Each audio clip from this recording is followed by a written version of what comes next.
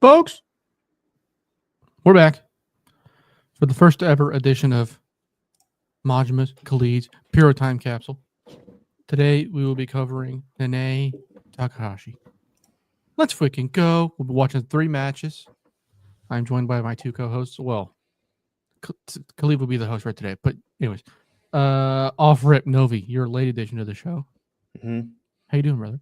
I'm doing great, Brandbuster. I am a late ad. I got the call. I had to suit up. We're ready for battle. I'm excited to be a student of the game tonight. I need to learn. I need to be taught. And I don't think there's a better teacher than Khalid on my right here. Talk to him. Khalid, how you doing? Are you excited to be teaching us about Nanae Takahashi? Are you excited to be watching professional wrestling? Oh man, let me go ahead and tell you. After the school has been kicking my ass, a little bit. Not gonna lie, school's been doing me a little greasy. But you know what? When I received earlier or last year, I received the call that hey, we're gonna do this. Or earlier this year when we said we were gonna do this, I was like, yeah.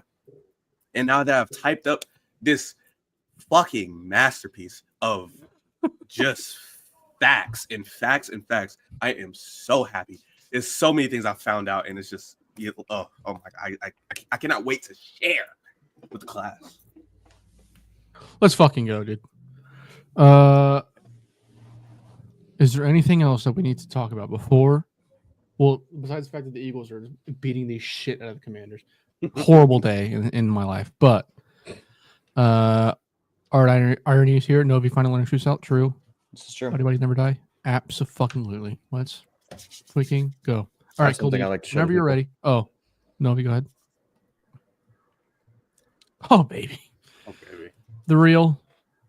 Kind of like a bad game, but like bad, but good. In a bad way that like kind of rocks. Indeed. Yeah. It's a classic bad. Yeah. Okay, now, Khalid, whenever you're ready, take it away. Right. Ladies and gentlemen, we have Nanae Takahashi, also known as Passion 7 when she has the mask on, and also is apparently known by the Flying Explosion Refrigerator. Oh, baby. Born in Kawaguchi, Saitama, Japan, December 23rd, 1978. She's 46 right now. She's been thugging it for a long time. Yeah.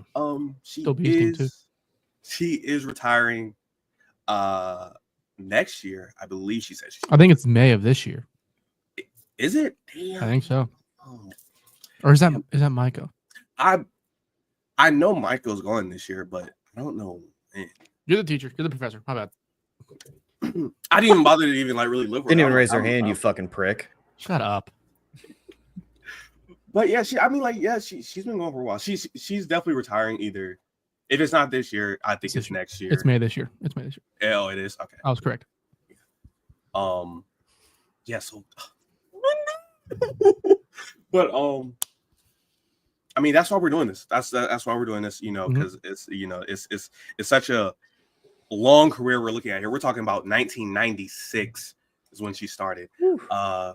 So yeah, and that's where we're going to start too. We're starting right at 30 years, brother. Goodness gracious. It's absolutely insane. And there's something I found out. She has a actual MMA record. She did one match, a form of mixed martial arts called Lathway. It's like some Burmese shit. Absolutely crazy. Absolutely insane. And she didn't lose. I was like, wait a minute. We're gonna get to that later. Make a note now real quick. Yeah. Art Irony says, drop playlist. Whenever we get to the matches, I will send the links. Don't worry. Anyway. Starting out, trained by the All Japan Women's Dojo and Animal Hamaguchi.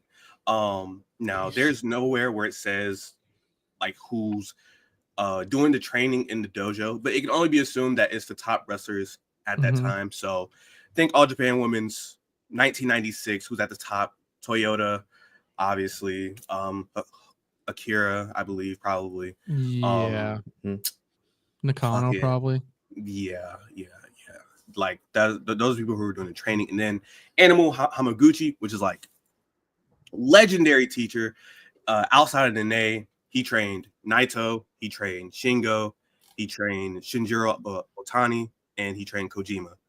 Absolute legendary stuff. Goodness gracious. Cut from a completely different cloth. And then she herself, she's also trained some legendary wrestlers. Probably the most legendary being Mayu Iwatani. Yeah, right. Yeah. I knew that. She also trained Fujimoto, and she trained Riho. All-star lineup. Absolutely all-stars. Going to so many promotions, and I mean that's another thing. And what made me pick 2000s Joshi is because there's so many things that happen, and there's so many different connections. But she went to All Japan, Neo, Gaia, Arshin, Stardom, Marigold, Ice Ribbon. Did a couple battle art stuff. Did some stuff for Sendai. None of which we're talking or we're watching about. We're watching today, right? Is one of her two battle arts matches. She has two battle arts. Is this one, and then there's a singles match she did the year after.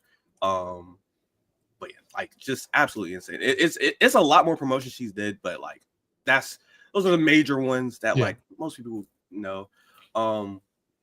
So start from the beginning.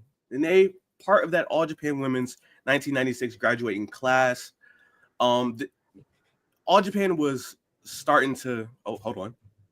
Please do like the video. Like the video. Hit the thing one time now. Hit the button one time. Odd number. If you hit it twice, that's cool. When we say it again, just make sure you hit it one time. There you go. Clean's on top of it. He's on top of it. All right, shit. But at this time in 1996, All Japan Women's, they're on the decline a bit. Most people get All Japan Women's confused with JWP, which is Japanese Women Project. Japanese Women Project stayed up until like 2016. All Japan Women's ended 2005. So 1996 is starting to come down a little bit, but they're still popping. They're still kicking. They're kicking. They're still putting out bangers. Yeah. So her first match ever, June 22nd, 1996, in a 5-minute exhibition match, was against a Saya Endo. Now, Saya Endo is not like a prominent person or anything. This is just her first match. I looked at Saya Endo. She didn't really do too much, but hey, she was in All Japan Women's Pro, and she was part of the same class as Nanae. So I gotta respect it somewhere. Gotta have some kind of potential to be there. You know? Exactly. There was something there. When I was looking through like 96, 97 All Japans, there's so many women that stopped wrestling in like either when the promotion stopped or like 2008, 2009. They stopped right there, right before Stardom was, going to get founded and take off and all that stuff. It's pretty insane. Somewhere down the line, we'll probably look at like forgotten names of, this company and things like that. Oh, yeah. But she did the match against her. Then she did 2 more exhibition matches before she had her first proper match. Now the exhibition matches, these are like dark matches, I'd say. Like we're comparing it to like American TV, American companies. These are like dark matches. They're 5 minutes. They're really short. It's a nice little sprint. WWE speed, if you will. For real. The real.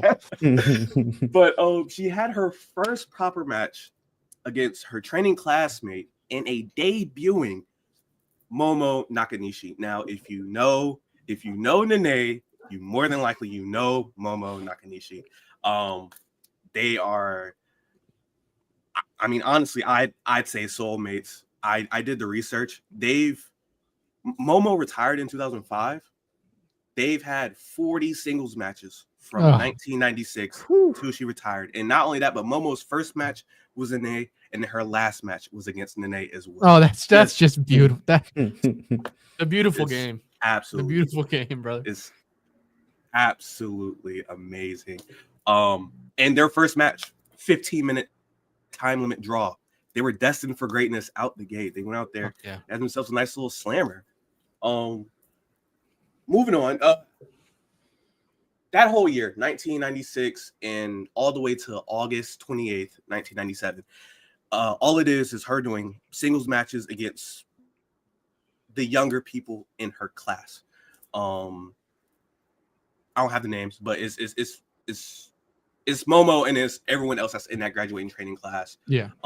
But August 28th, 1997, she gets her first big time match against a bigger name in the company, the unbelievably agile Chaparda Asari, also known as the creator of the Sky Twister Press. If you know Lady Frost, her finisher, and the leap of faith that Will Ospreay does now, she made that move. She's was a unbelievable athlete. Really, like when it comes to athleticism and like being able to just jump to the sky, she's up there. And she was one of the first to do it. By this time, Asari was a 2-time junior champ, tag champ, and triple WA super lightweight champ. So she was already like a prominent name in the company. And Nanae, in her first year, was able to get a match with her, which she took her 7 minutes. She did lose. Because come on now, this is a bigger name in the company. So she did take the L. And she did get a rematch. She lost again. Whoever's booking does not like the Young Lions. Whoever's booking does not like the Young Lions of the promotion. She said, we're going to book you back-to-back matches, and you're going to lose both of them, and you're going to like it. Now, these matches, even though she lost, the bookers, they saw something, because this next big match that she gets, which is a few months later down the line, she gets a match against Manami Toyota. Now, this is 1997 Manami Toyota. So she's like God status right here. Peak for powers, maybe. Yeah.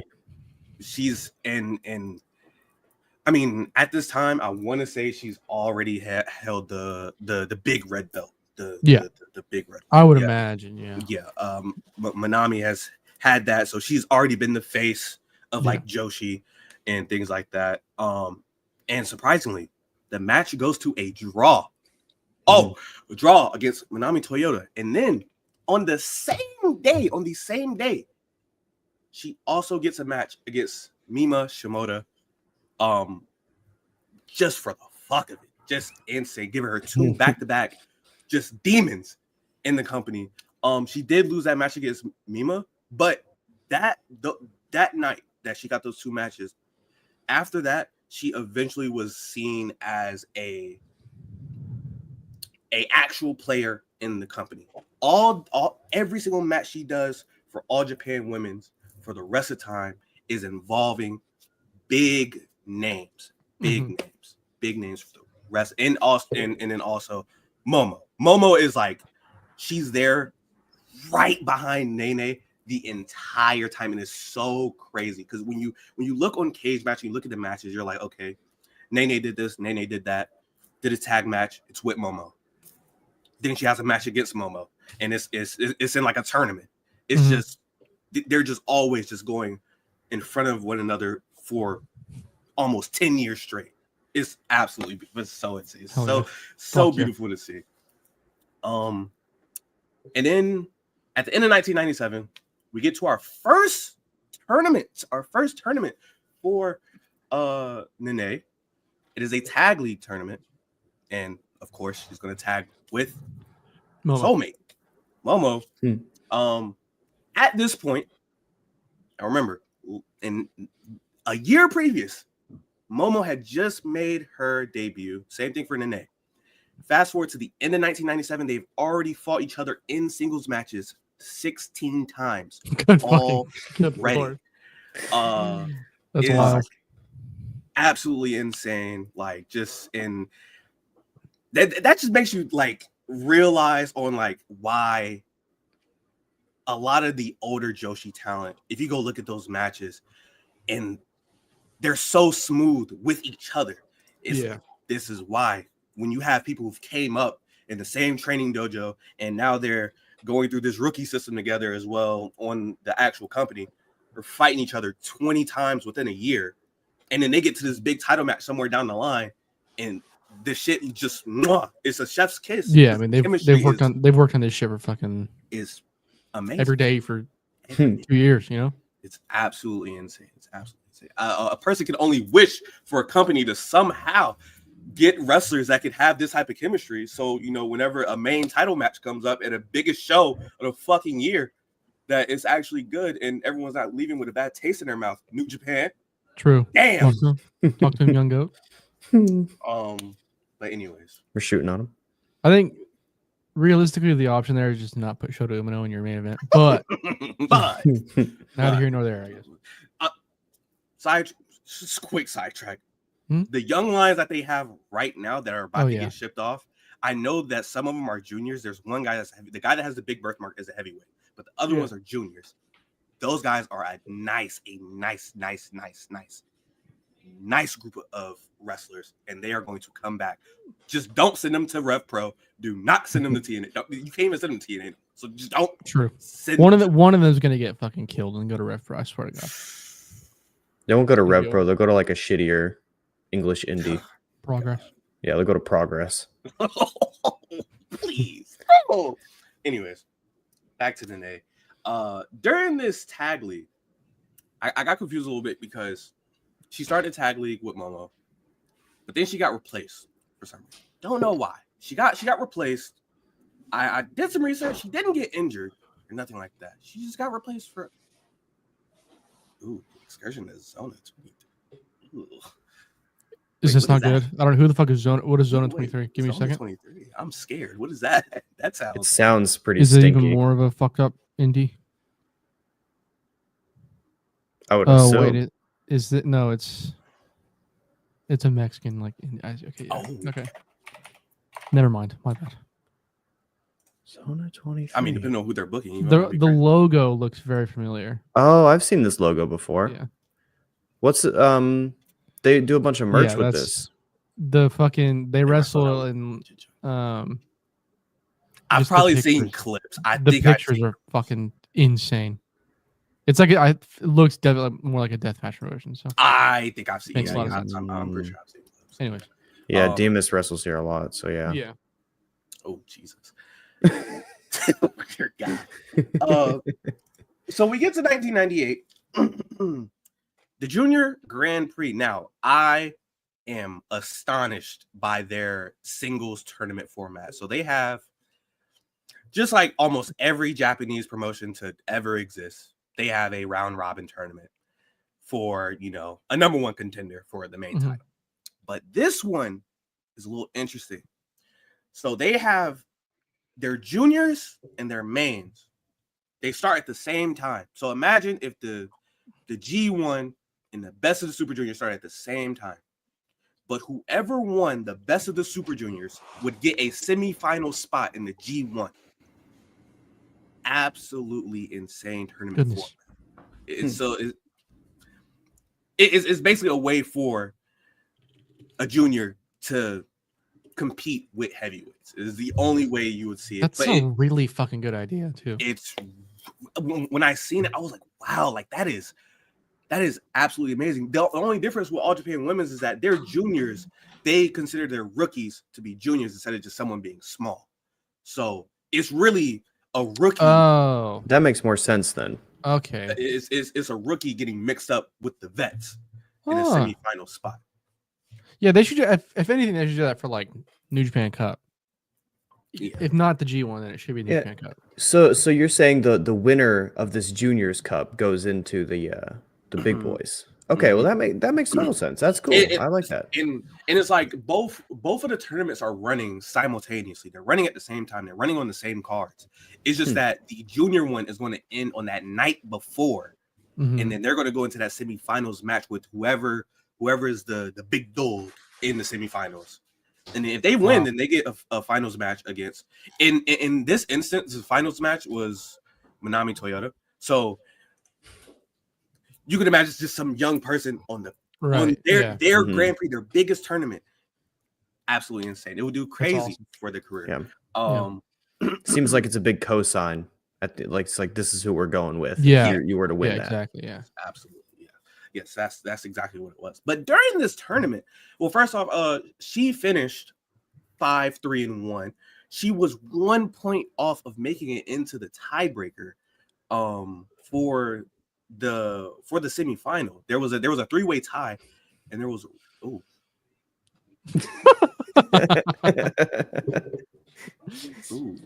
Jesus Christ, late night grin. Oh my God. Fucking she was 1 point off of making a tiebreaker. I didn't put who else was in the match, but I know at this time, Emi Sakura is like in the promotion and she's doing stuff. And I believe she was in the match. Yeah, shout out Emi Sakura. But during this, and actually that's exactly why I brought up Emi Sakura. During the tourney, this is like it's like been 3 cards probably. She's probably like 2-1. She gets a number 1 contender shot for their All Japan Women's title. Now, this isn't the triple W8. It's not the big red one, and it's not the white one, the small white one that is that a lot of people know as well. There's All Japan. They had a 3rd women's belt. It was All Japan Women's. It was basically their junior title. It's like just okay. It was their rookie junior title. Yeah, whatever. And at the time, Emi Sakura, she was also in the she was in the number 1 contender match. It was Nanae versus Emi. She beat Emi, goes on to go against the champion. Guess who the champion is? Momo. Is it Momo? It's Momo. Fucking Momo. It's Momo Nakanishi, and she loses to Momo. She loses to Momo Nakanishi. She doesn't win the title off of Momo. And it's like that's going to be a reoccurring thing. It's going to be a reoccurring thing. Yeah. What was also is a reoccurring thing is them winning tag titles, because a month later, after the Grand Prix, Momo and Nene, they win the tag titles, vacant tag titles, and Nene in particular, because she didn't retire so early, so many tag title runs with so many partners. But during the time that Momo was, up and running, like they're just swiping all titles. They're taking all titles. They don't care. It's really, really insane what they were doing in 1998, 1999. They also won the tag league. They won the tag league, but it was in a draw. But since the draw gives a point to 2 teams, they ended up getting out over. I kind of want to see that match. I might go look for it one day, because I can imagine the energy for that match is absolutely insane, to where there's only one team with a point above, and the other team that's down, they could win and take it home. But if it's a draw, or if the other team wins, it's fucking over. And it actually goes to a draw in a tournament final. Oh my God. Yeah, that's wild. Absolutely insane. In 98, this is when Nanae starts to promotion hop a bit. She ends up going to JWP. Not too far behind her is Momo. When you go look at the matches, it's either a singles match between Nanae and Momo, or it's a tag match where they're on opposite ends. Absolutely beautiful. 99, it got a little quiet for Nanae. We're no titles. We're not holding anything right now. We're in a quiet year, but that's because the year 2000 is about to come up and some things start to get a little crazy. But starting out in 99, you get a 2 out of 3 falls tag team title match for the triple WA titles. And this is versus Zaps, which is, if you've watched, this is recently, if you watch Dump watch Matsumoto.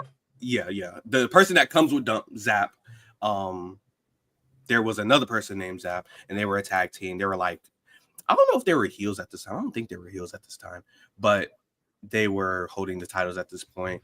The next Grand Prix comes around. She's not in the junior brackets. She's now in the main brackets, the regular brackets. Checking her for it. Yeah, she worked so many matches in that first 279 matches her first full year. Fuck. I think total career she did like 2,300. I mean, right now, 2,000. Yeah, right now she's at. Yeah, that's wild. Like, that's insane. Absolutely insane. But after having a very mid Grand Prix, going 3-3-2, 3 wins, 3 losses, and 2 draws.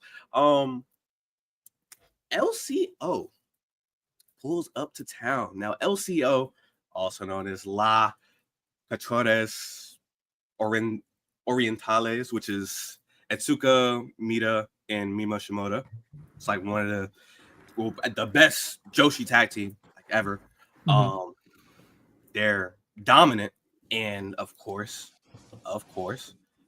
Nanae is getting a tag title shot against them with Momo.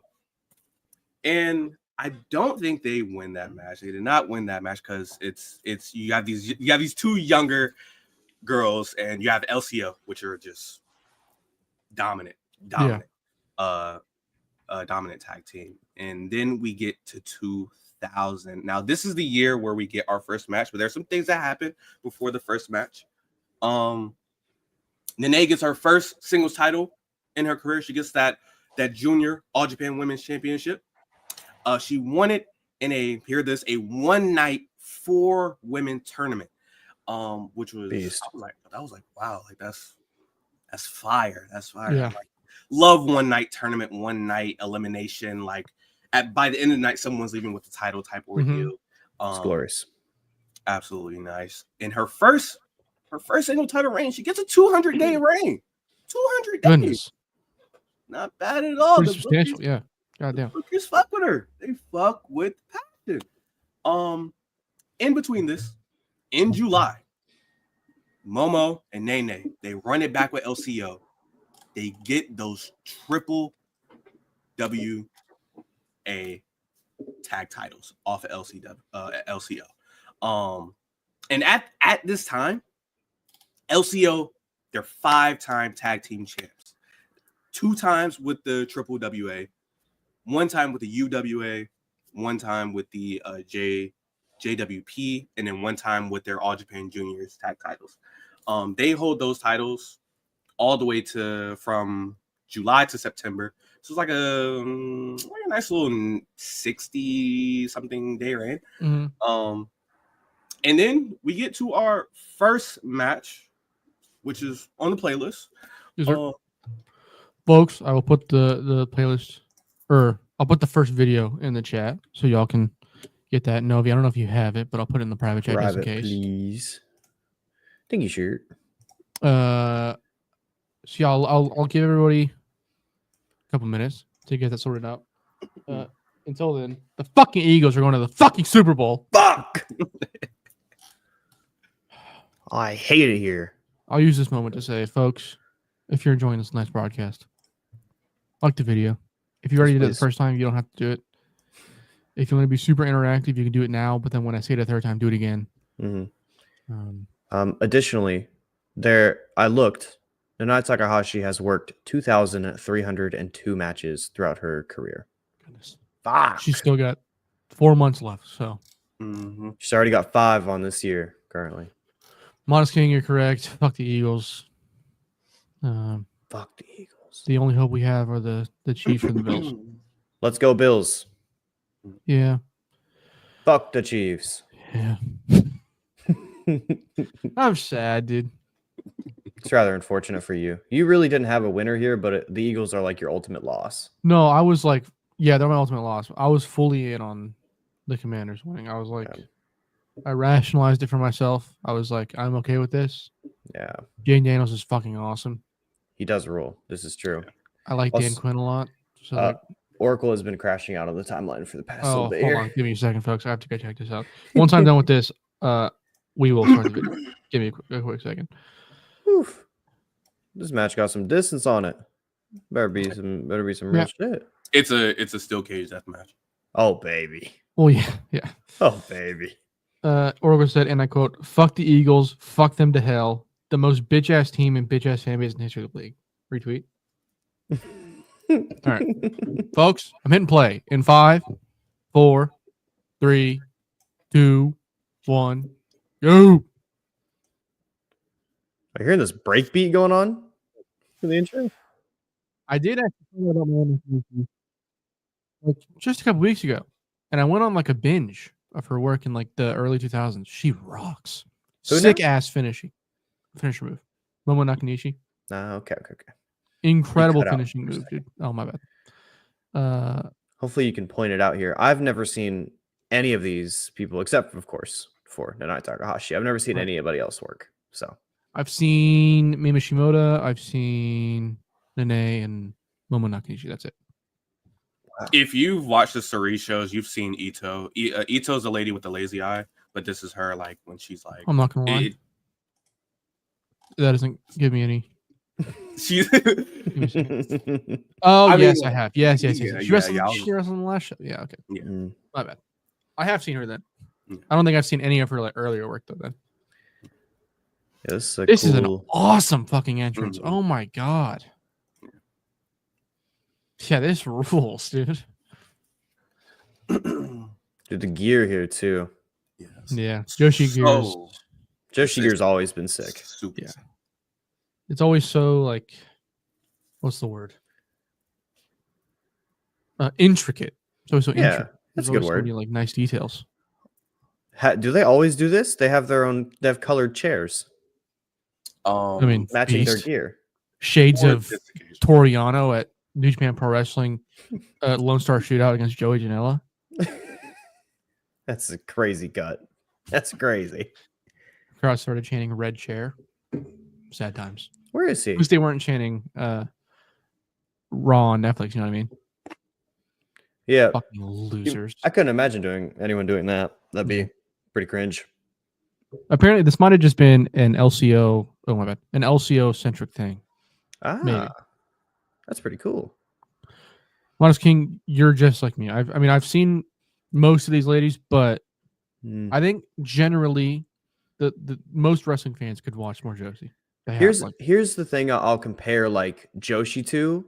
It's like early lucha. It's just there's such like a deep catalog. It's really hard to dive into. Yeah, super intimidating. Yeah. Yeah. Like there's so much greatness around this time that everyone talks about and so many great wrestlers. You're like, I got to get to all of them, but it's just Then you think about all of them. He's like, oh shit, well, my God. There's Nanae, by the way, in fucking pink zebra stripes, beasting. So at this time, LCO and Kumiko they're like heels. Ito, Nanae, and Momo, they're like faces kinda. And this is after Momo and Nanae beat LCO for the titles. Okay. Kumiko Have they since lost them, or is this for them? Or no, this is a 6-man. My bad. 6-1. I'm assuming that Ito's the one that is not in the matching gear. Yes. On the other corner. Oof. Lot of I just love the grandeur of these kinds of shows. Yes. It's very fun. Yeah. I was thinking about that while watching the Surrealism show yesterday. I still have not gotten to Suri versus Mako yet. I need to. I started with that just because I wanted to watch that first. Yeah. Oh, it's my second favorite match of the year. Really? Yeah. Of course, Gabe and Kenny is one thing, but like, yeah. I thought it was just incredible. I'm hyped. I can't believe that Maiko is leaving us at this level. Yeah.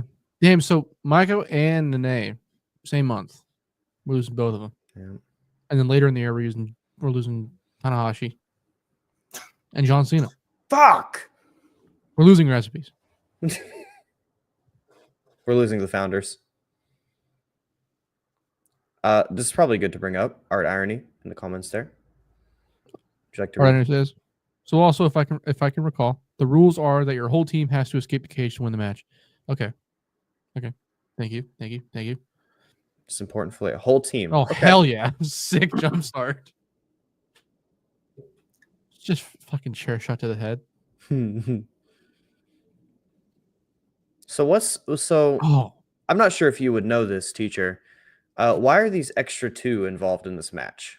Is there any specific reason, or is that just like what happened? Are you talking about Momo and Nene? No. The extra one, he's not talking part about of the Ito tag. and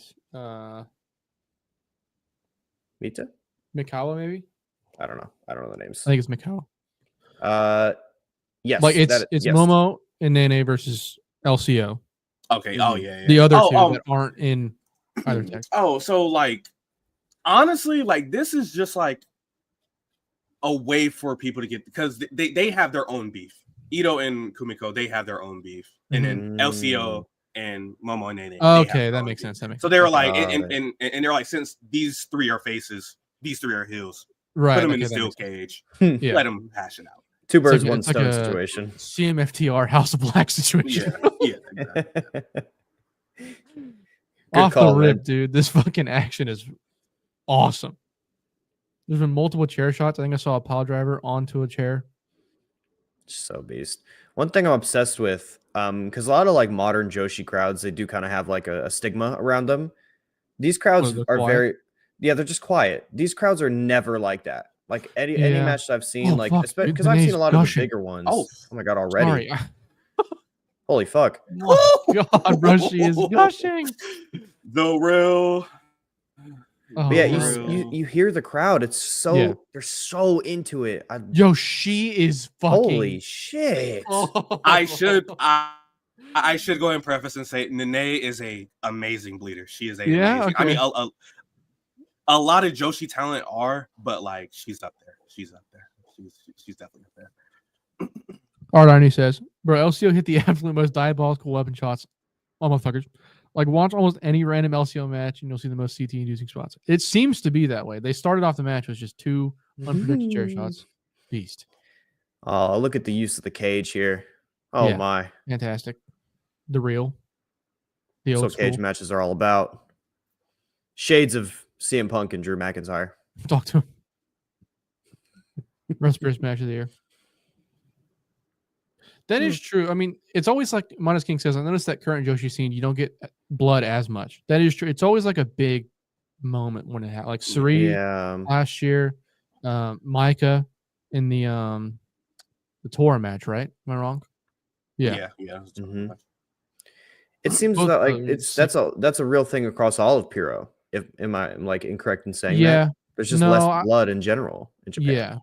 Yeah, I would say. Depending on the promotion, obviously. At the higher levels, yeah. Which is rather unfortunate. Kind of. I think they use blood correctly, but they do kind of limit it enough to where it's a big deal every single time.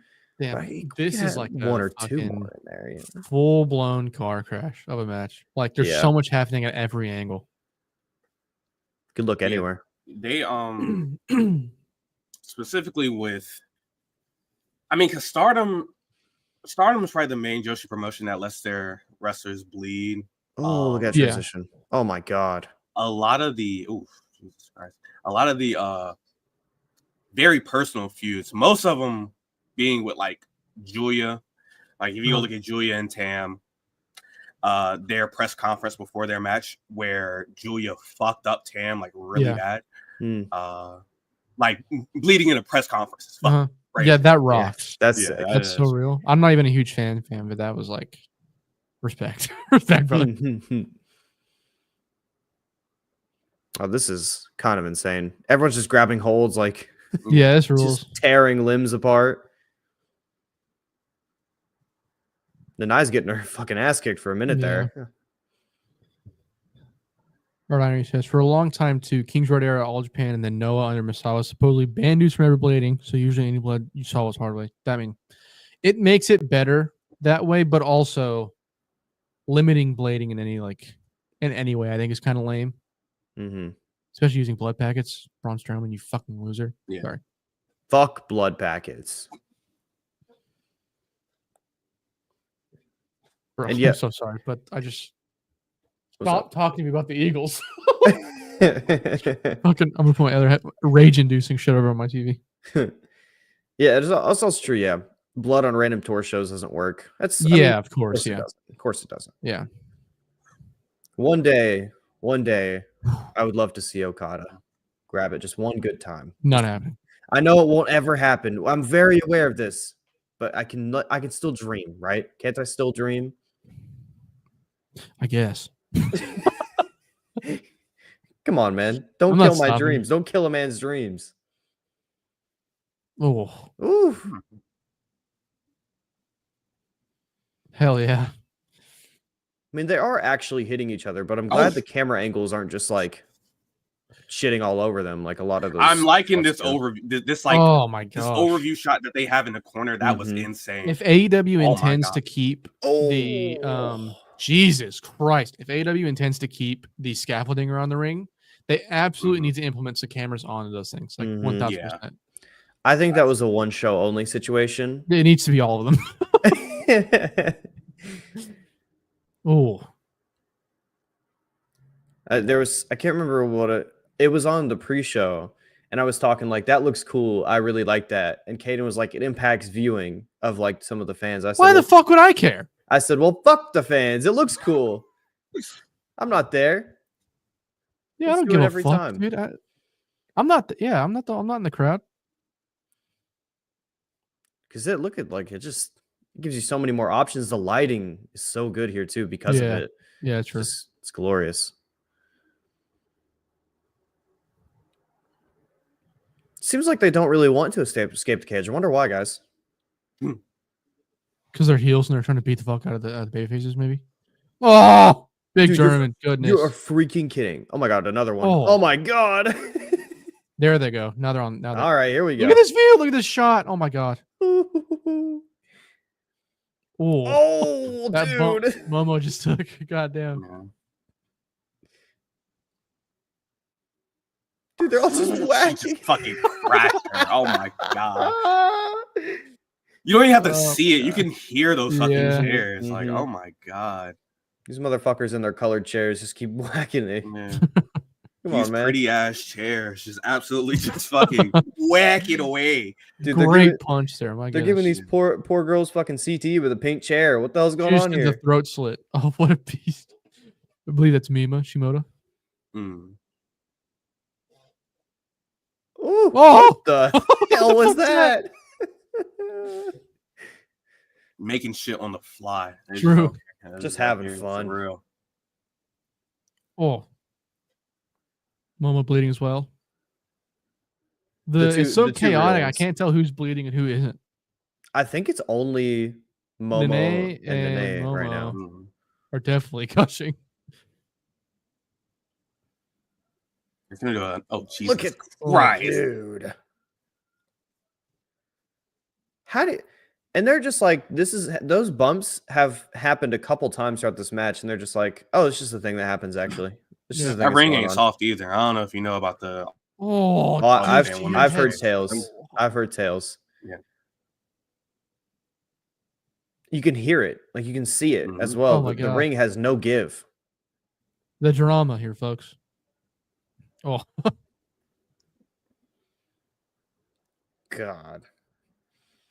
Look at the real ones too. Not climbing down the cage, not slowly getting down. They're fucking pushing them off. They're taking bumps to the mat. Like that's real. That's how you're supposed to do it. Oh. They went flying with it, so that's like dude. They just grabbed her arms like fucking Jesus and took her down to the mat. Modest King says, not to get off track, but did any of you see the match where Yoshiko tried to kill Act? I did. Yes. I did not see that. Great kick. Ardiner says, dude, the old All Japan Women's ring looked like it was made of concrete. I think it honestly might just be consistently across the late 80s, early 90s that wrestling rings were hell on earth, basically. Mm-hmm. Because the old WWF ring was the same way. WCW was the same way. I don't know. I don't know about New Japan's ring, to be totally honest. I know All Japan was kind of similar. ECW was the first ring I think that was like made to bounce. That's probably like historically inaccurate, but whatever. But they're climbing the cage here, folks. Oh, there's an escapee. My God. There's two of them. That is Ito, I believe. Oh my God, is Nanae the only one left on her team right now? Mm-hmm. Oh, this is godly. Uh-oh. Oh, Ito climbs back in. What a fucking beast. Not slowly at all, just kind of flops in. Yeah. Oh my God. What a G. Oh, big fucking power bomb. Ooh. Oh, Oh my god. God, Dude, damn. listen to the crowd. Listen to the crowd. Yeah. Oh. Our gear's all cut up. Do you see that? I don't know if that was like Nanae that has before. But... escaped. Ito is trying to, folks. So I guess once you get back in, or you're back legal, you have to get back out again. I guess, yeah. Yeah. Because I was wondering maybe if Oh you get out one. my Oh God. no! Oh my Christ, that angle on that was fucking Bro. fantastic, dude. That Yo, was guy- glorious. Yo, get back in there, bro. She needs you. Imagine taking that bump and then getting a chair shot to Lyra back. I would be fucking pissed. She got one to the head. Oh my God, dude. Ito's taking a beating. They're just throwing the yellow and pink chairs at her at this point. Piece of shit. Oh, the crowd. Listen to that fucking chant. Oh my gosh. Nanae, she got back in to help you. Now it's your turn. Go. She's getting tied to the chair. Yeah, it's interesting. I do like it being that way because isn't there like escape the cage rules, or once you're out, you're just out. You can get back in. It's whatever. Yeah. I like that once you get back in, you're back in. That should be how it works. At least, I mean, in multi-woman matches or multi-man matches, yeah. Mm-hmm. There's not been that Bro, many. Momo and Nanae are on the outside, like, well, your choice, brother. They're just hitting spin kicks on her. Yeah. Just for the fuck of it.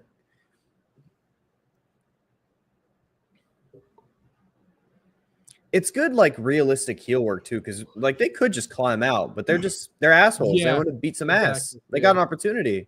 Yeah. Oh my god. Ito's now busted Oh open, my folks. god. Goodness, this is fantastic. Her skin going around the cage, bloodied up. My god. Bobby Mack asks, how do y'all feel about the whole Tony Storm reveal at Collision? No one gives a fuck, I don't think. I personally thought it was good. The crowd seemed engaged. So yeah, the crowd seems to like it. Yeah. It fucking Australia. Oh, sorry. Jesus. Okay. Australia is probably gonna, be. They'll probably eat it up. Yeah. They're gonna be going absolutely insane for that. But in a vacuum, both things will be good. But big widen it lariat. out. Yeah, I don't really give a fuck. Yeah, we're watching some real shit right now. We don't need to focus on Tony Storm. Oh, big lariat again. Holy fuck. Please, Ito, please. Fuck. Thought that would help. God. Good try, bro. Thanks. Oh, they're climbing out now. Now they're trying to get out. Oh, Momo's there to stop him. Let's Oh fucking my god. go. Oh my god. This rules. Oh my god. Oh my god. is she gonna do a triangle off the side of the That's cage? what I was trying to do. Oh my I god. thought she was gonna do like an arm bar, like. Oh my god. Jesus Headbutt. Christ. Oh, the way she slid. Oh, Oh that my ruled. god. Bro, sliding down the cage like Momo's that about is to do some insane shit. disgusting. Momo's gonna go. Uh-oh. Oh, look at her setting him up, grabbing him. Oh, Jesus. Take that, Bandito. Oh, dude. Big stomps. This is the second time I made that joke. It's okay, maybe we'll get a third. Moonsault? Are we talking moonsault here? Oh, Don't fuck- I'm smelling moonsault. Oh man. Ah! Oh, Beautiful. her poor knees. True. Wait. No shot, right? Oh man. Don't. It's all right, bro. Just all right, bro. Just, Oh, fuck. oh my shit. lord. God damn. How do you walk after? Oh, what's happening? Oh, I was like, what just happened? Something exploded. Fire extinguisher, dude. Yeah.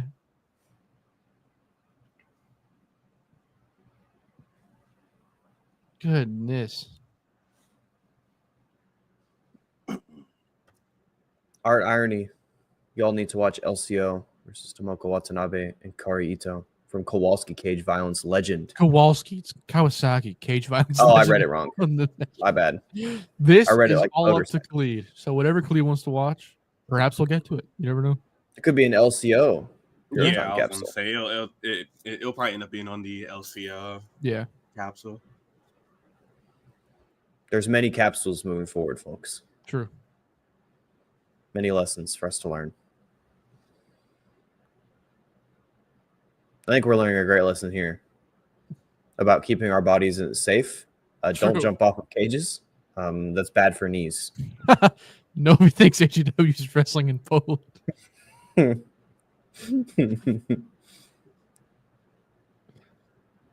So is there seems okay, no, she's in the ring. I wasn't sure if this was a one-on-one, but I remembered, yeah.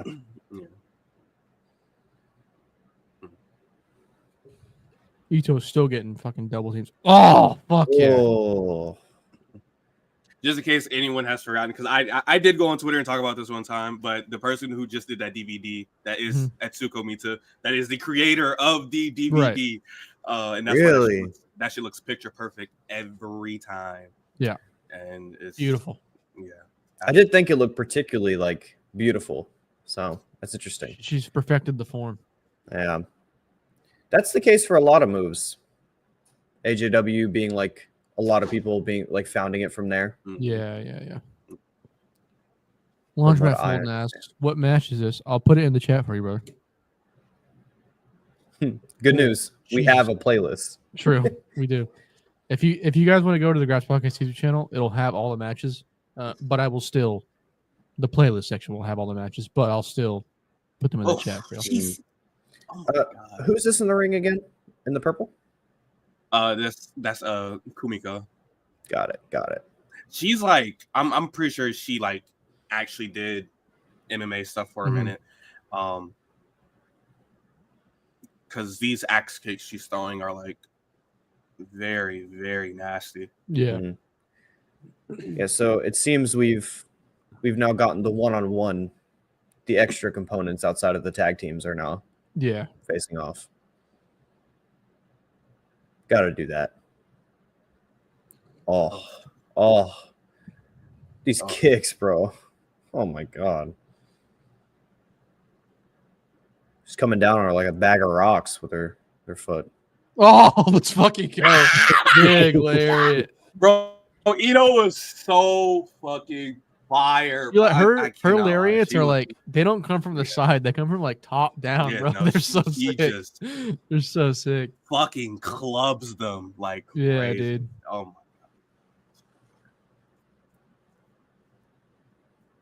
She's loved by the crowd too. Yeah.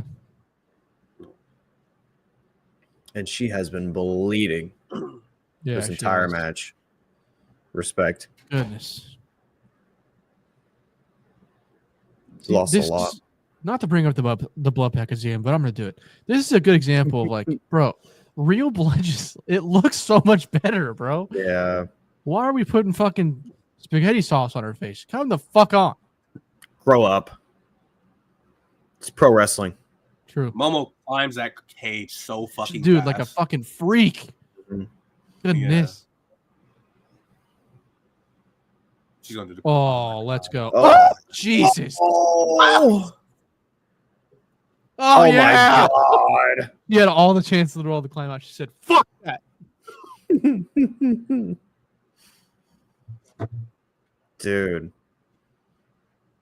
Taking those bumps are just fuck. Goodness gracious. It's helps kind of to crazy when imagine. you realize that she still wrestles today. Yeah, she's still. Which she one? was on the Ito. Yeah. You told me this. I'm recalling now as we speak. That is crazy. Yeah. Because I'm assuming the foot stomp is like her thing, based on how many times she's done it this match. Yeah. So it's wild. It's fucking crazy. Oh Jesus! What the fuck? Cheers to Chris Jericho. Sorry. Oh, don't do that, man. The Wizard. What are we doing Gonna here hit her with with this a chair? chair from. Let's say, what are we doing with this chair? Oh my god! God damn. Look at this. Wow. Oh, goodness. I'm not surprised that Ito is featured a lot on the Cerizum shows. I'm seeing a lot of like Suri moveset in some of her stuff. Yeah, It's that's really true. cool. Yeah. I noticed it earlier in the match. I was like, yep. They keep dropping down to that hard ass floor. Yeah, dude. She just did Oh a tactical my God. fucking Damn. roll. Oh my goodness. Wow. The tension. Art Irony says, yeah, it's unbelievable that any of them can still walk, let alone wrestle. It's wild because like Ito is still pretty good too. Like she's still. It's not like I'm watching fucking, Tsunami in there. That person climbing the cage, I believe that is Tomoko Watanabe. She was known as Zap T, or I mean, she goes by Zap T now, and she went by Zap at one point. But at right here, she's Tomoko. Listen Watanabe. to the crowd, bro. Wow. Look at brother jumping up and down. They're so excited about this. No fucking way. Oh! Oh! Yeah! Oh my God. Damn, bro. Get out of there, Ito. You said Ito's still having good matches, by the way. The tag match from the Cerizum show has been like pretty widely regarded. Yeah, it's pretty good. Yeah. One. I'm going to watch that one. I already had plans. Oh, Jesus. Took another bump for fucking good measure. Yeah, bro. We're ending the match. I'm going to bump on my tailbone. It's all good, bro.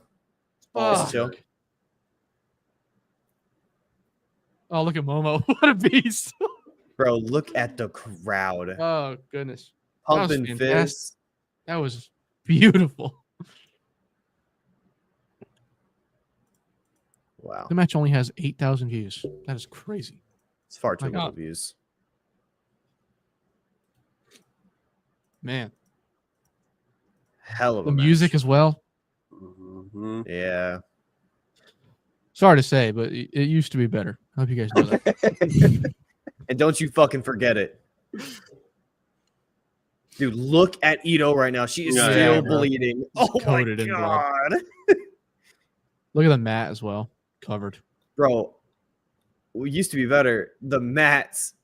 Glorious. Oh, glorious. I believe she does grab the mic and she does cut a little promo at the end, I think. Where she's just she's still bleeding and she's yelling at them. It's fucking just fuck yeah. Yeah, Modest King said that I was about to bring it up. I'm gonna have to watch that match again and cage match it. Yeah. I'll be there. Don't worry. That was electric. That's gonna go into the spreadsheet. I need to think about it though. What I want it to sit at. I need to think about it. I mean, yeah, star ratings talk for that kind of match. It's like it transcends that kind of thing. It's just one of those like it's not a ratings match. It's purely like it was glorious. It's vibes, but it's also like emotion and just so much more than just what a rating can describe it as. Yeah, Dave Meltzer, you fucking loser. Piece of shit. For those of you that love women's wrestling, you'd probably like this match, actually. Dave would give that match a 3. He would give that spoof 3. He'd spell 3 of their names wrong. Yeah. Oh, man. Well, I'm glad you fellas like that. Hell yeah. We got more, folks. 2 more. Yeah, we got 2 more matches. This show, Khalid takes over again. Go ahead. Before we get to those 2 matches, we're gonna talk about 2000s a little bit. Wait, hold on. Where's it at? Okay. All right. So from 2001 to 2004, you can kind of merge it into like one big just section. It's called the early 2000s. She goes on to win the triple WA tag titles 4 times with 4 different people. She wins it with Zap T. She wins it with Momo.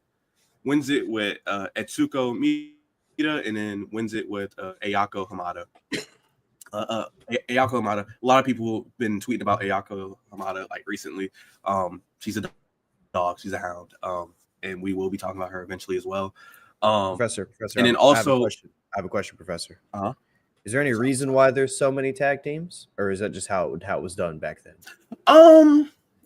Really, that's kind of how it was done back then. There was so many combinations of people tagging, and it was also like if you wasn't holding a single title, you were doing tag teams, no matter who you were.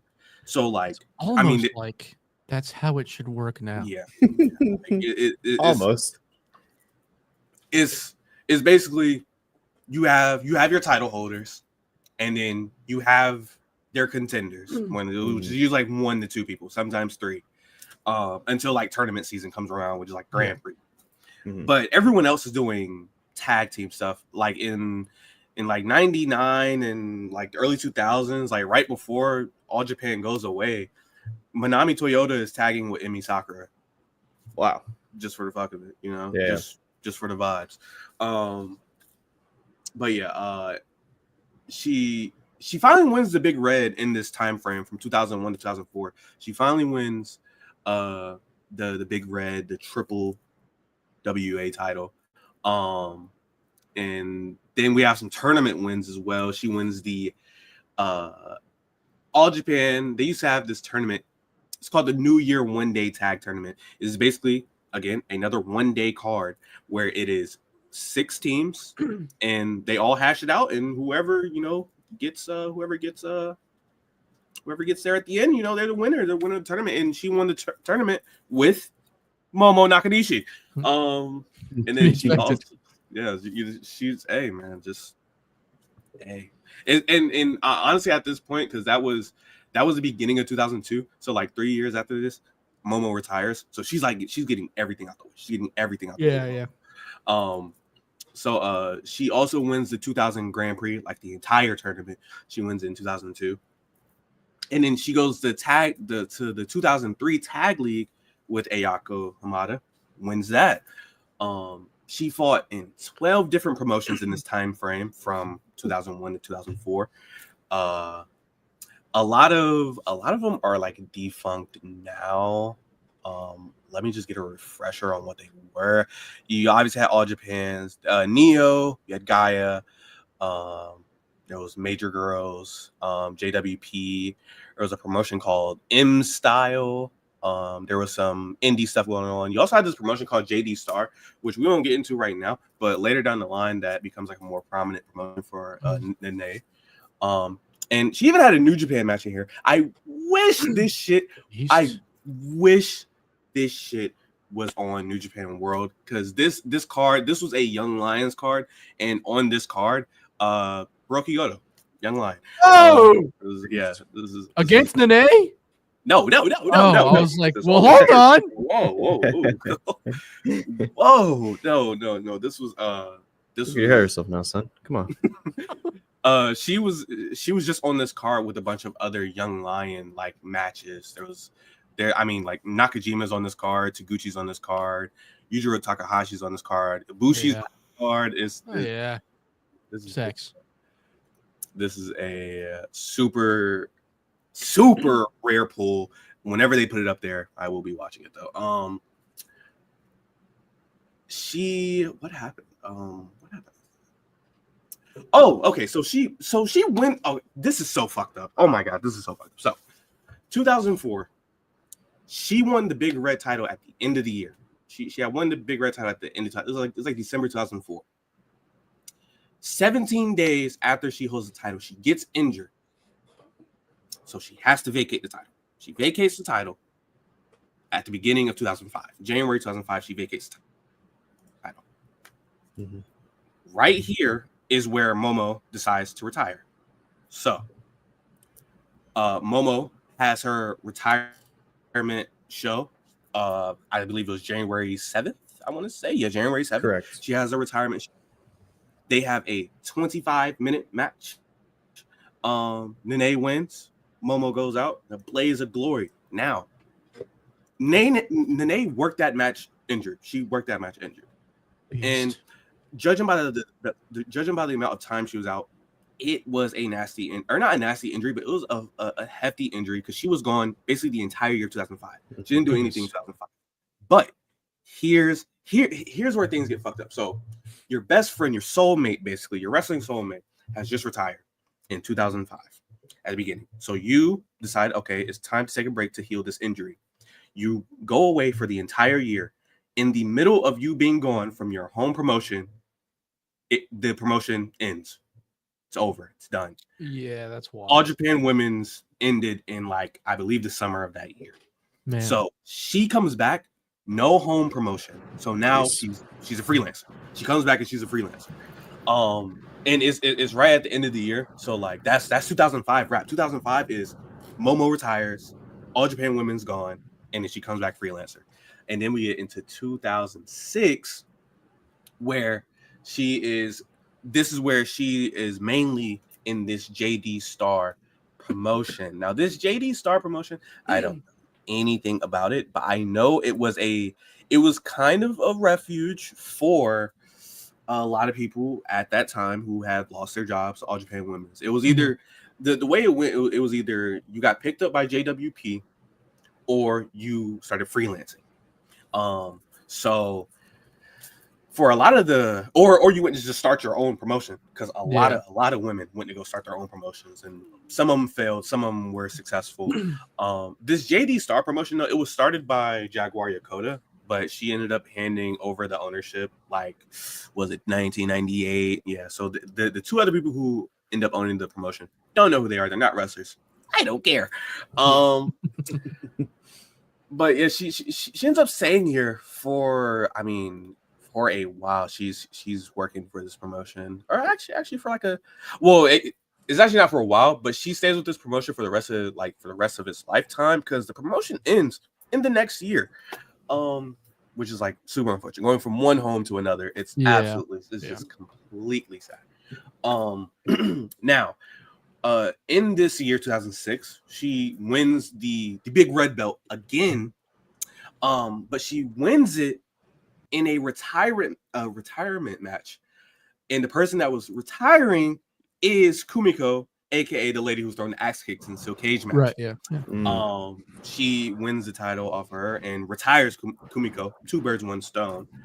And then in June, she appears for Ice Ribbon. Ice Ribbon was created by Emi Sakura, and then she handed off to someone else.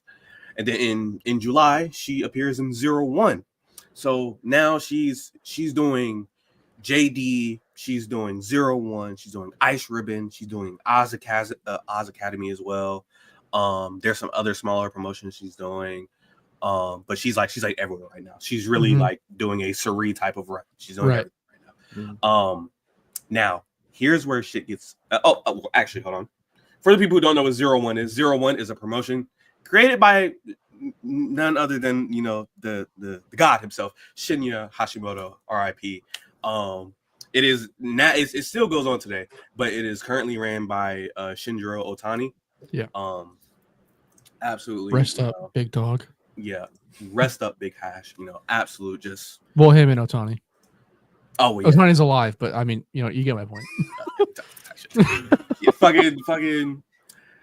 And what's also interesting is that Otani, what I found interesting about Otani, like now owning, or at this time, because Hashimoto dies in 2004. Yeah, 2000, like.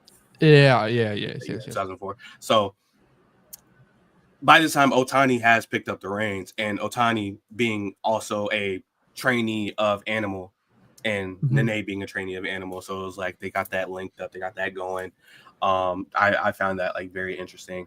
But then we get into some AWA business. Now, this is very fucking funny. Greg Gagne?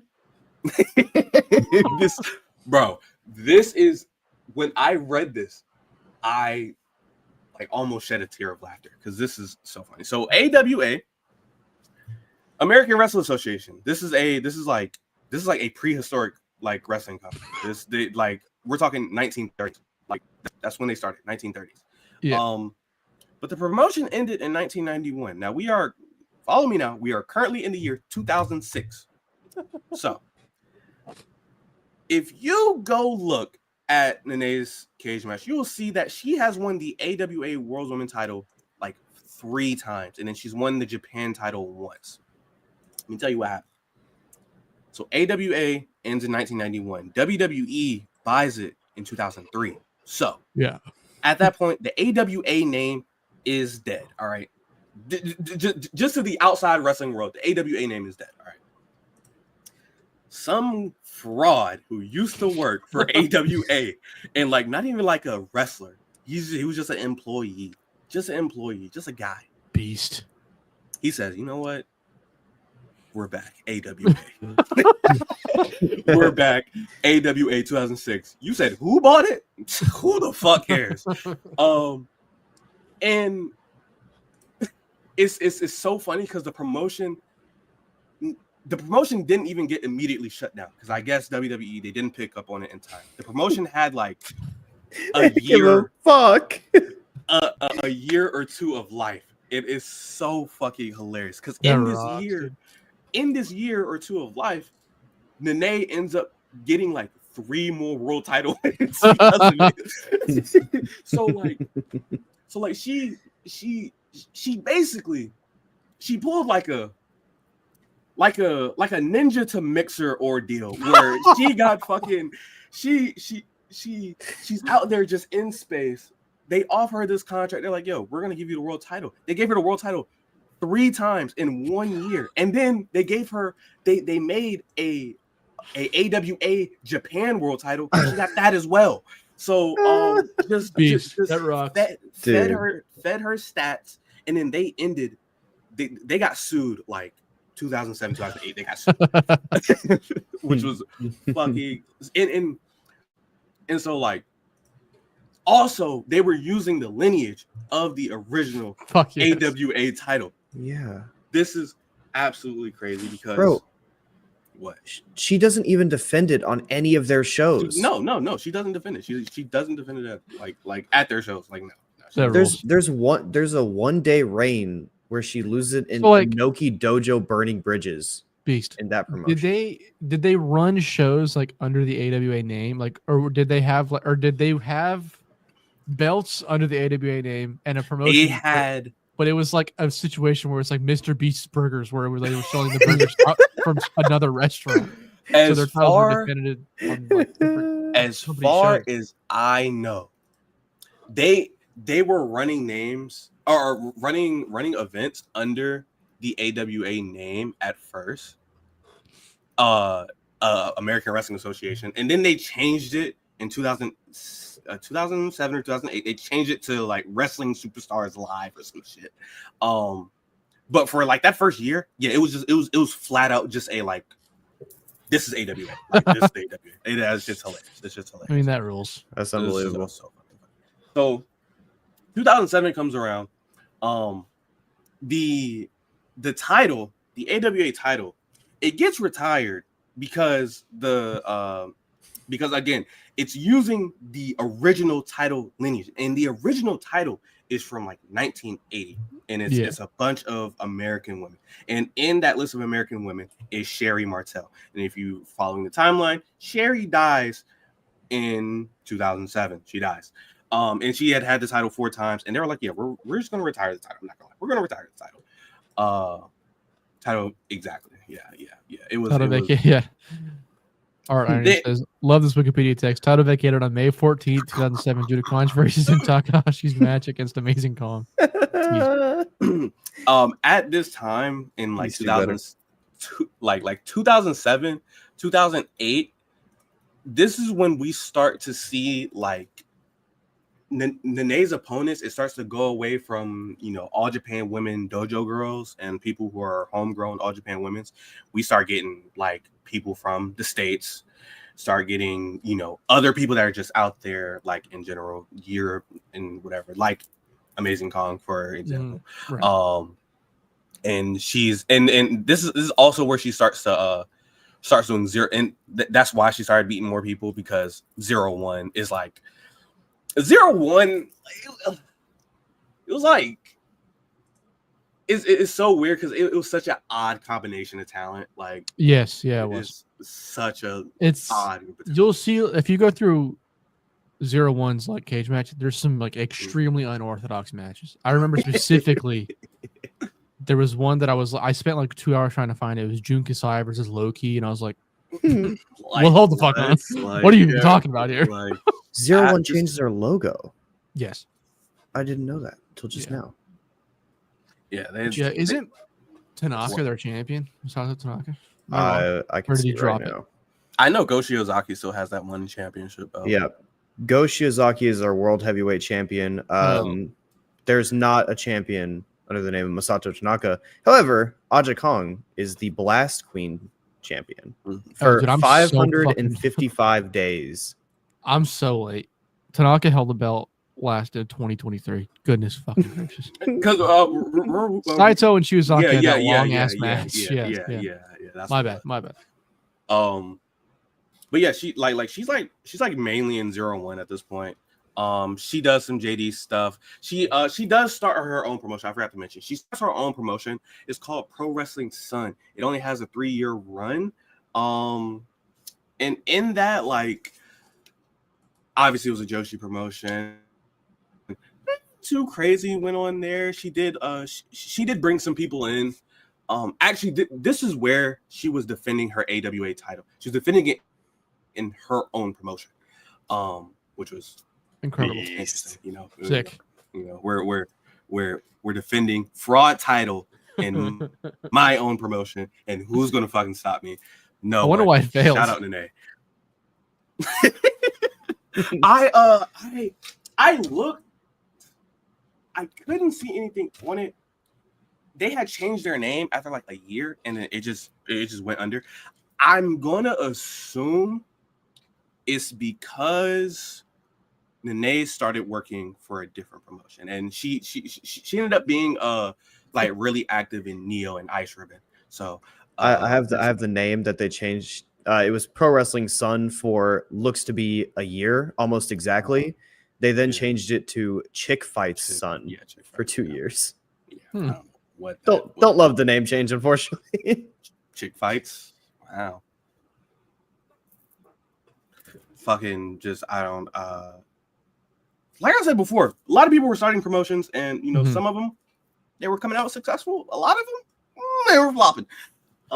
That explains why this era of Joshi is like not often talked about, because it seems so fucking tumultuous.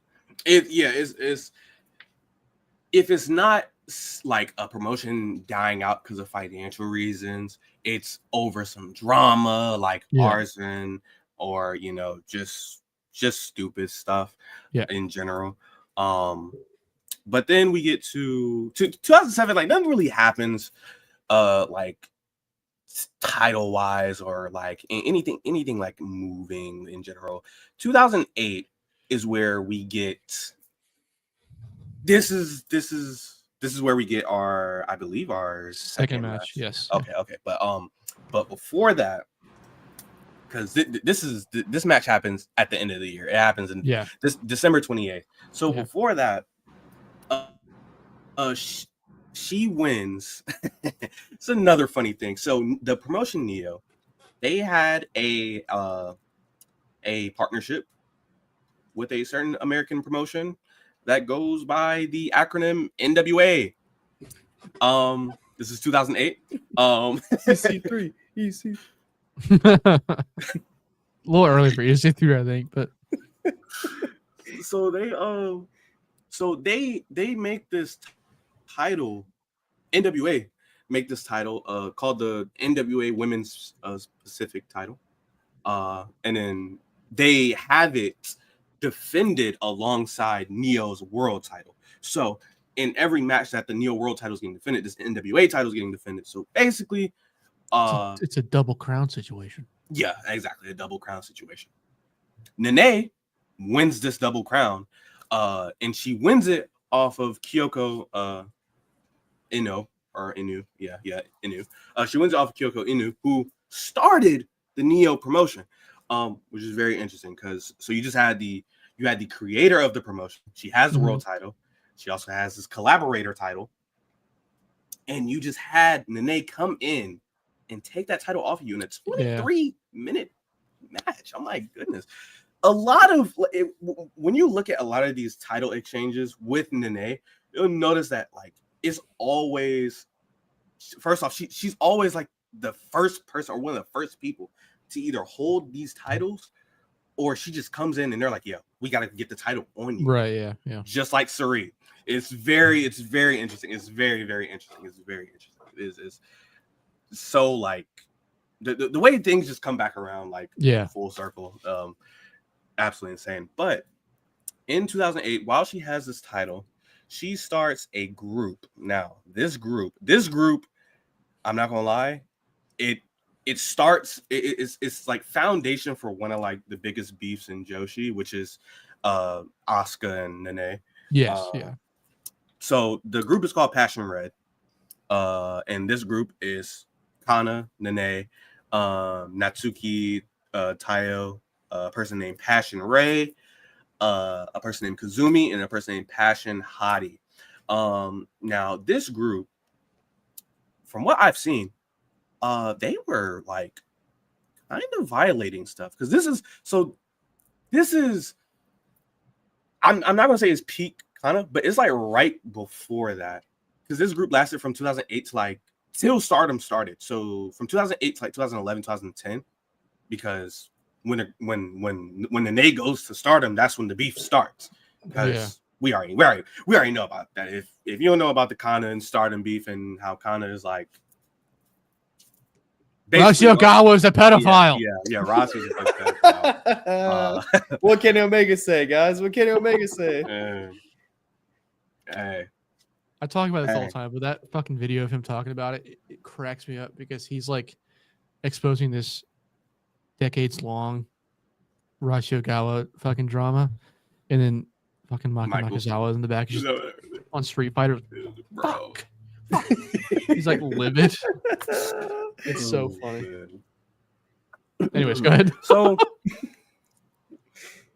we get to this Neo.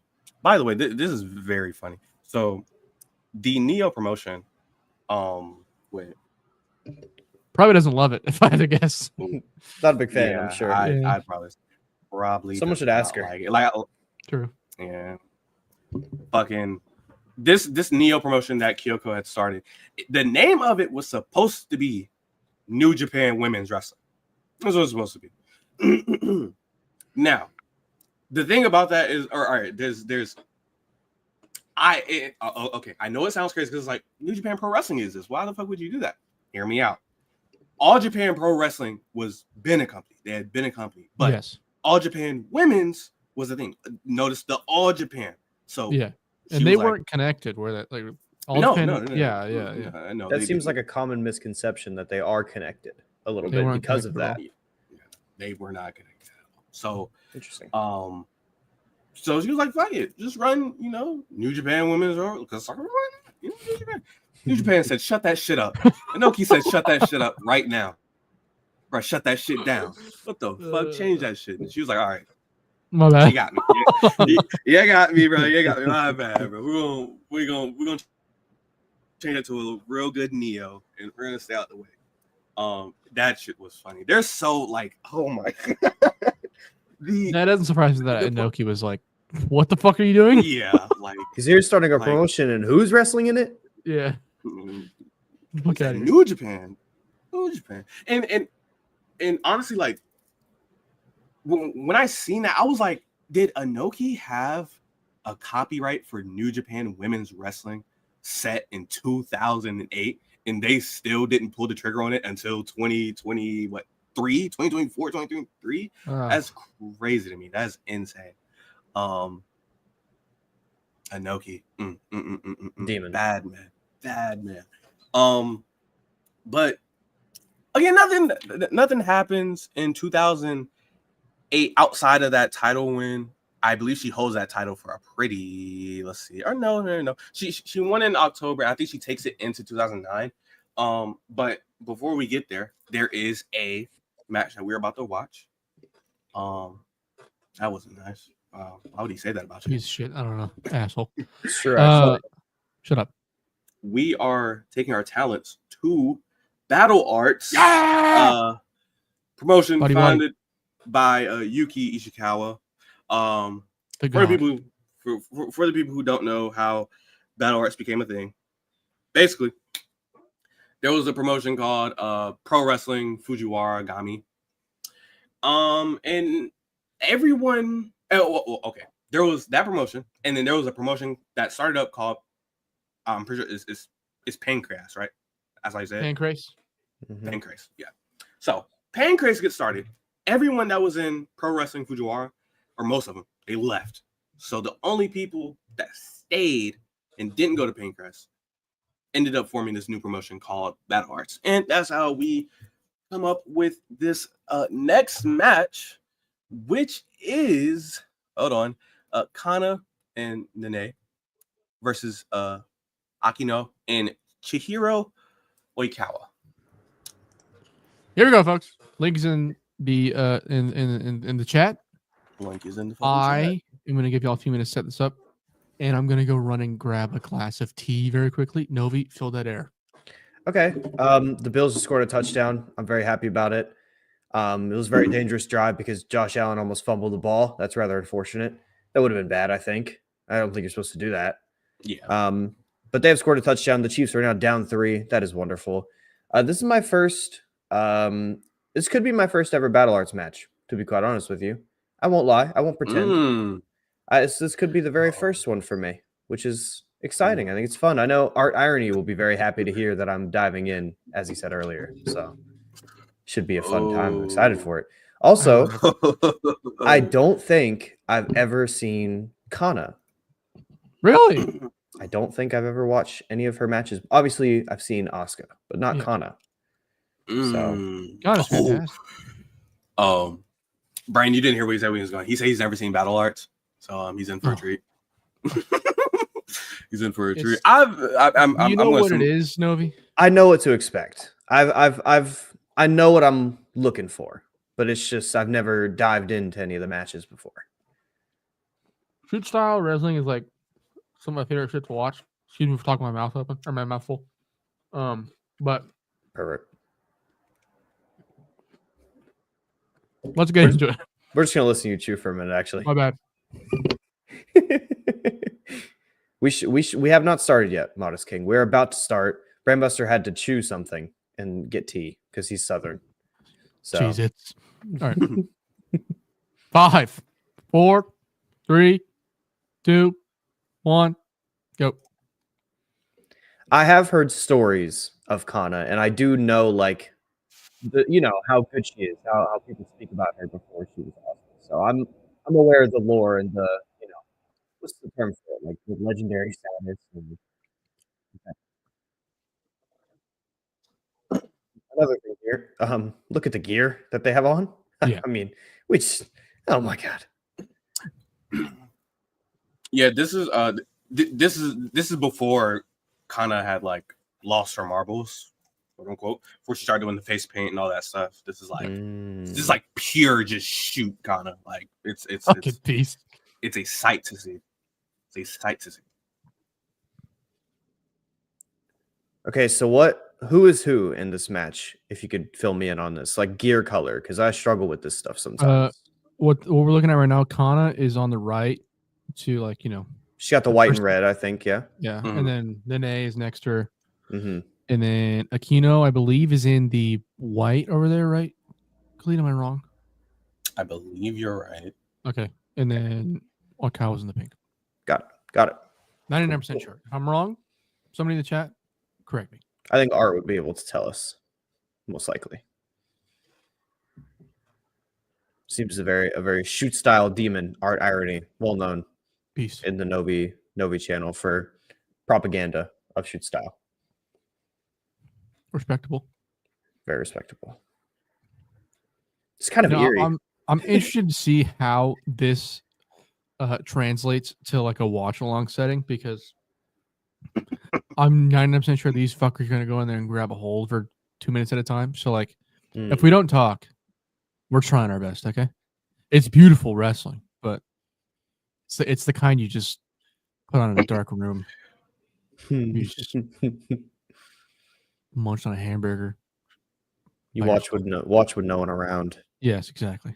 You enjoy your own style. I'm correct, by the way. Aquino is in blue. Okawa's in pink. So this is Aquino and Kana in there right now. Mm-hmm. Yeah, so I do know like that's what you expect from these kind of things. Yeah. Very I mean, technical. late 90s battle arts is some of the best wrestling you'll ever fucking see in your life, and I'm so serious. Alexander Otsuka is a god. I've heard. A god. Modest King, yes, that's going to happen. A Kana time capsule, that is going to happen. Due time. Mm-hmm. There's just a lot to get through. So we'll Yeah. It's a crazy thing. It's a crazy era. With Cage Match Chronicles and this, we're going to cover like some shit. It's going to be sick. It used to be better. Yeah, sure. Speaking of Cage Match Chronicles. True. Bro, our irony is killing me. Otsuka's little Kurt Angle was as good as his biggest meat riders think he is. Oh my god. I don't know. I think Kurt Angle was pretty sick.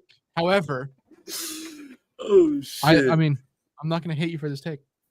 Otsuka is fucking sick. I have a Pride DVD that has an Otsuka fight in it, and he gets fucking shit on. Like fucking 4 minutes, just double. Like I think he gets knocked out twice. Rough times. My God. Yeah. Pride rocks, dude. Pride rules. Mm-hmm. Pride is so fucking crazy. It's awesome, dude. It's so speaking sick. Of Cage Match Chronicles. Yes. February 8th. 8th. That was 12th. It's 8th. Hell yeah. I think it's the 8th. I think it's the 12th, bro. I think I'm not lying. Find it for us. Tell us. We're both wrong. It's the 9th. Shit. February 9th. We don't know. Cage Match Chronicles dog collar match. Mm-hmm. I will drop that soon. Also, next weekend. Oh, Jesus. These fucking strikes. Oh, Prime. Oh! Ah! Jesus. God damn. Question for someone unfamiliar. Is there anything that kind of like does shit like this? Like nowadays? I know there is a couple, but like what is like fucking KT Dan shows?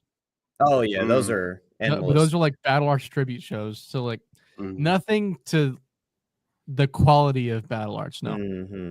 Pretty sad. I could be wrong, but I don't think there is. Mm-hmm. Next weekend, we'll be back with another episode of Grabscast on February 2nd.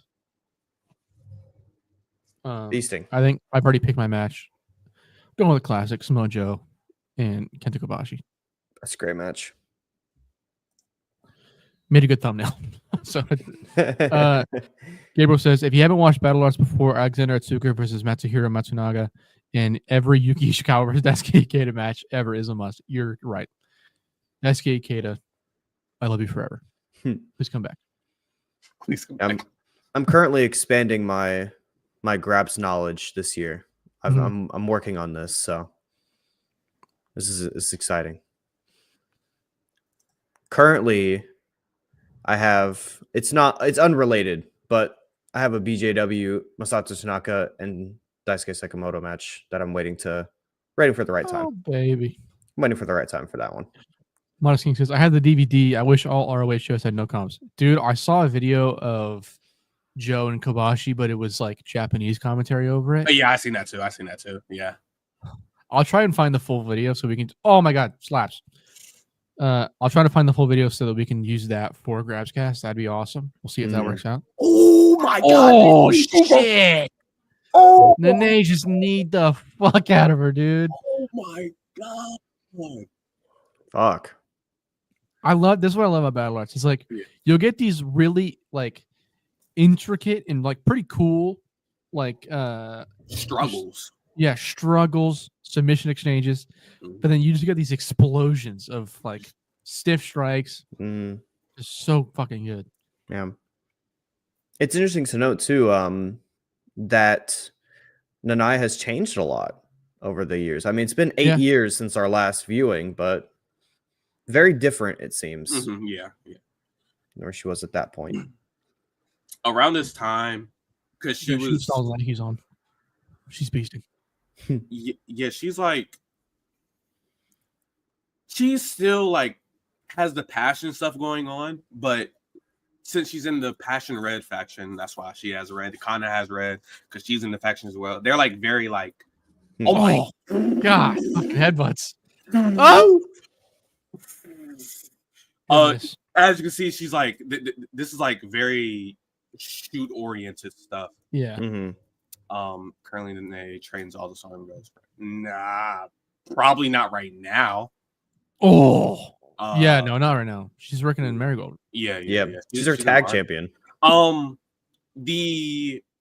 Stardom girls, they get trained right now.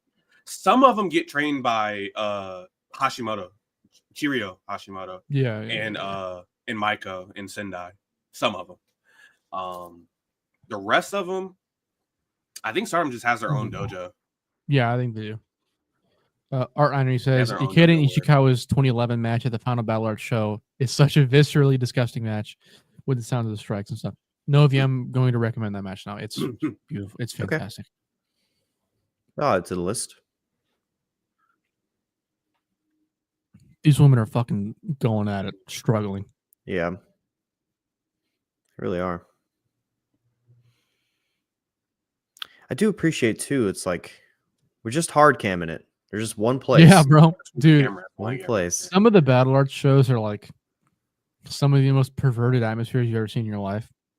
I watched an Otsuka match where it was just him. It seemed like it was like a fucking pandemic show. It was the two guys in the ring and then just a bunch of talent around. And there was no apron on the ring. And the ring was like super unstable. So it was just like shaking as they were fucking grappling. It was wild.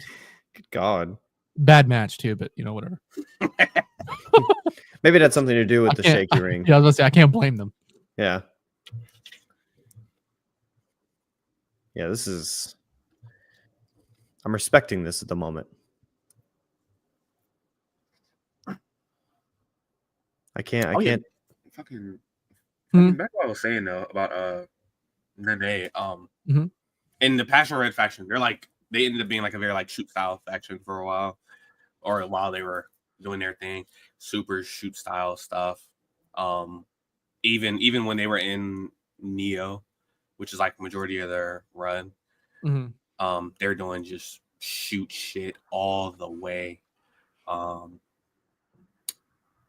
then Stardom happens, and even then Nanae is still like a little shooty a little bit. She still got the I mean, you can even see it now. Like if you get her in a title match, for example, against Suri, you'll see she's still even at 46, she wants to shoot. She rules, dude. Oh my god. Oh yeah. We're throwing leg kicks. This is cool. Apparently, this is at the Shin Kaiba or Kiba. How do you say it? Kaiba or Kiba? Kiba, I would assume. Shin Kiba first ring. Tiny ass venue, seats like 350. Is that not the seedling show that Suri had her match against Venny at? Yeah, I'm pretty sure that's where they do. Pretty sure it's the same venue. That rules. I I remembered that. Oh, look at that. Ooh. Oh, yeah.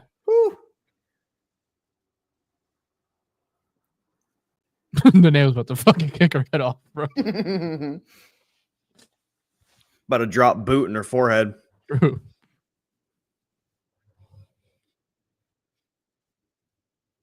This is it's escalating. You could tell. Oh, we're rolling. We're rolling on the mats. Like filet mignon. You're not wrong, dude. Acquired tastes. Yeah, absolutely. I mean, but that's why I put it on here though. 'Cause I was like, the first match was like, just in case you've just never witnessed just the atmosphere in general. But this right here, this is like, I'm trying to put folks on. I'm trying to show them a different light. Like this stuff gets crazy. Oh, this pinning combination. It does seem too like this like shoot style is a big part of her career. So I think it's a worthy thing to put on here just for her career in general, Yeah.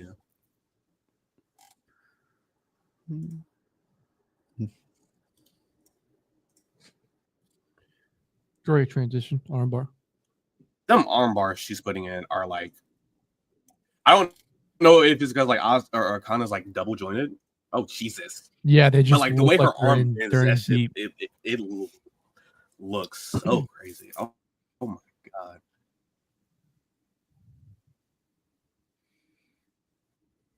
Intense. Gut knees. Oh my goodness. Oh. Bro, this mat seems spooky too. Yeah. I mean, I can't tell if those are rips in the mat. I think those are like, that's what it looks like. It's like rips are like burn holes in the fucking mat. They look like burn holes. Yeah. Like those aren't rips because you could see like the flame ring around them. I'm gonna guess that Battle Arts never had a like Inferno match, but I'd be wrong. Maybe someone's using fire at some point. I don't know. They must have something. Good lord. Are they both? They both have heel hooks. They with each do. other. Yeah.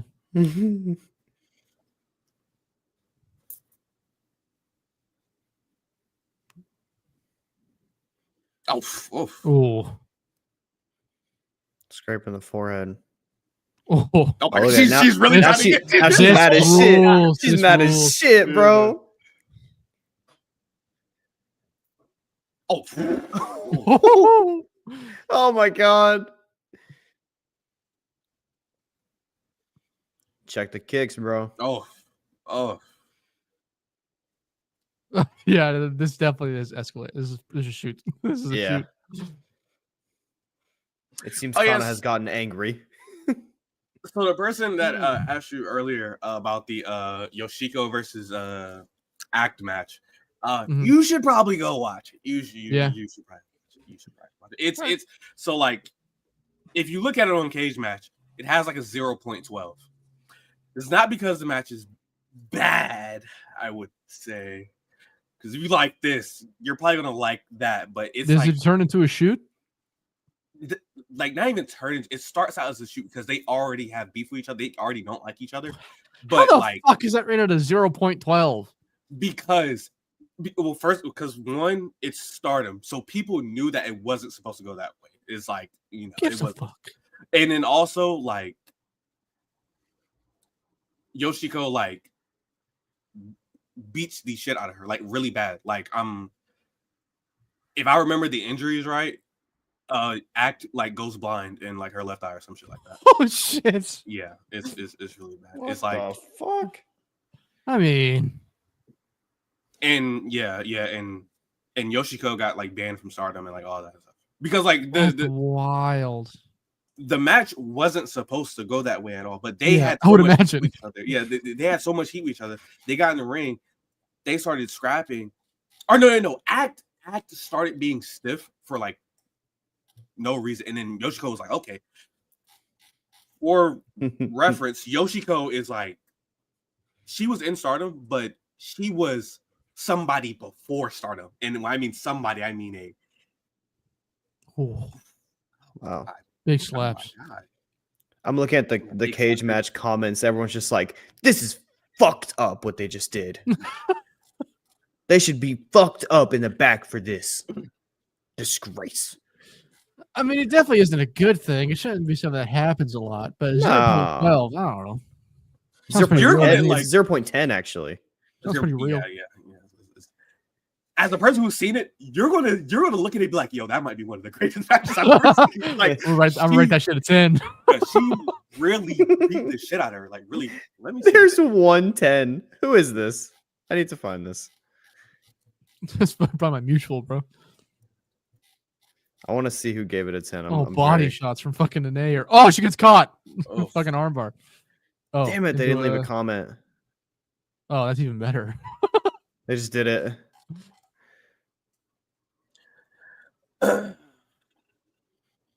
Wow. Update on the game, folks. 10-14. Chiefs are up.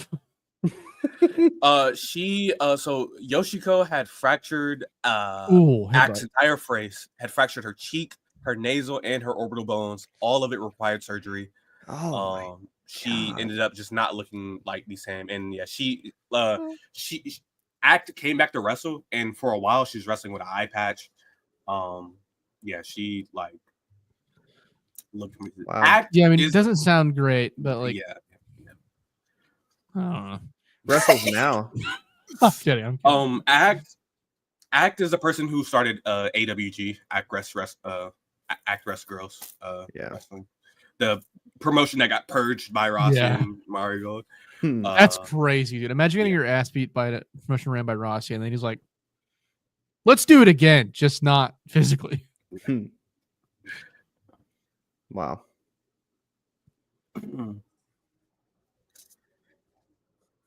Oh, they I really buried wanted the that hatch 10 with guy that to. I really wanted that 10 guy to leave a comment. I'm really mad about that. Oh. Ty Dillinger?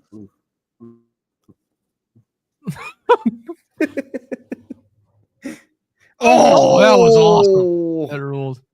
I thought we were about to Holy- get a mean dragon screw. Just gonna get a mean fucking shin kick.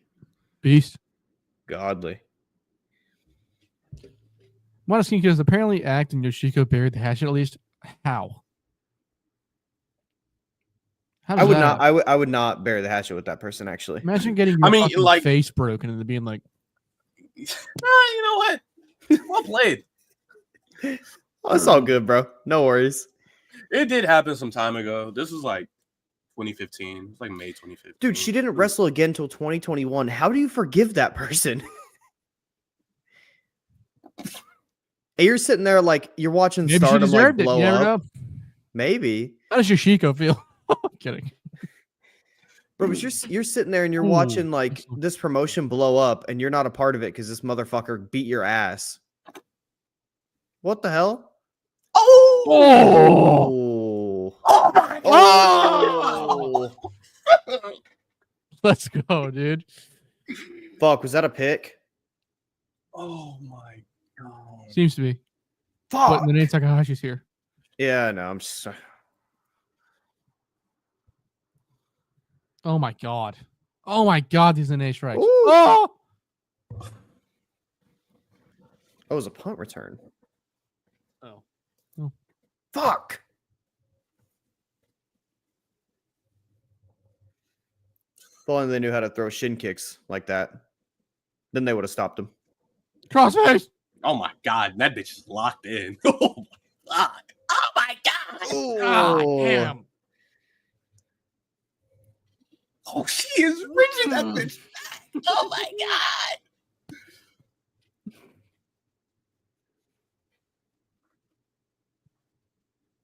Holy Oh my fuck. Christ, bro.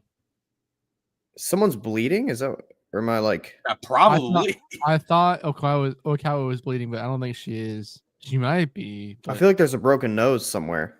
Oh, that that wouldn't surprise me at all. would not surprise me. Yeah. Look at Kana, bro. Oh. Beating the piss out of her. Ooh. Oh. Jesus! Bro, she just face planted. The fucking kick to the gut, bro. My God.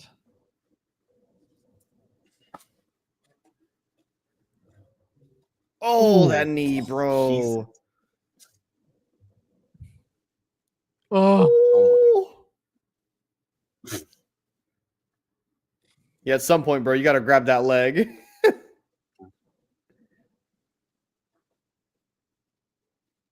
I'd love to see Kana back in Japan, but like, where would she go? You know what I mean? Tej? Probably not. Probably not. That'd be Marigold, Sendai. fuck no. Her Probably, and yeah, you're Miu? probably right. Sendai's probably right. Oh, her and that'd Sendai would be pretty real. Sendai probably that makes sense. I feel like I don't know. I don't know if she'd want to do something after. I wonder how she Wraps would up. feel about going to Stardom now. Like, because Rossi's not there. Does she have beef with just like the concept of Stardom, or like Hmm. I don't know. I think but Oh shit. Jesus. I think I'm 95% sure that like Bushiroad helped start Stardom. So like her beef is with Bushiroad as well. Okay. I think. Yeah. Like just in general. New Japan is I honestly like if I would think if Always a she broken wanted to nose, yeah. return to Japan, that she's made enough money to where she would start because she probably has more money than Rossi at this point. Yeah, I would imagine. Yeah. She'd probably start her own Yeah. promotion. Yeah, that would rule. That'd be awesome. That would be really cool. Her and Suri should just collab on shows. Fuck it. Please have that match Oh, as your shit. retirement. Yes. Yeah, of course. Please have that as your retirement match, Kana, please. I hope she's doing well. I wish there was one more Connor versus the recent Nakajima match. They had so many good ones. Yeah. A good amount of good ones, yeah. Unfortunately, I don't know how her legs are right now currently. I know they're still, I think, fucked. Kana? Yeah. So still on the road to Damn. recovery. Oh my god. Things have Look at broken down here, look at the folks. blood on her back. What happened? Oh yeah, what the fuck? Is she bleeding from the back? Yeah. There's like a pool of blood on her back, like on her Yeah. gear. What How the did that hell? happen? Oh, it's because of her mouth. Her mouth was on her. Oh fuck. Oh, her nose might have been pulled there for a minute. That area, yeah. I thought so. I was like, it was very confusing for a minute. Thank you, folks. Kana would probably her retirement match would either more than likely probably be Syuri or Sheeta. Yeah. That's who she was closest with. Like, I hope it's not Sheeta. IMO. We good, bro. Unless it's a double retirement, we good. Okay. Crazy. I want her to back. No, she's the one person I'll still believe in. No, they post a Sheeta graphic tomorrow. I'd be very excited about it. So, Loser. yeah, it is what it is. She's doing y'all see she's doing a tag team match with the Bushi. I did see that. Yeah. Interesting. See how True. that goes. Oh my Ooh, god. Jesus. Oh my god. That looks disgusting. Yeah, There it is. Oh, that's when it ended. Oh my lord. Kana submits Chihiro Akawa for the dub. Oh, She's kicking her out there too. Fucking beast. Oh my god. Wow. Yeah, that was gross. That was insane. Hell yeah. Oh, their first image is fucking I was about to say, Rossi. the first image of the next match is sick. Yeah. It's Rossi sick. looks healthy.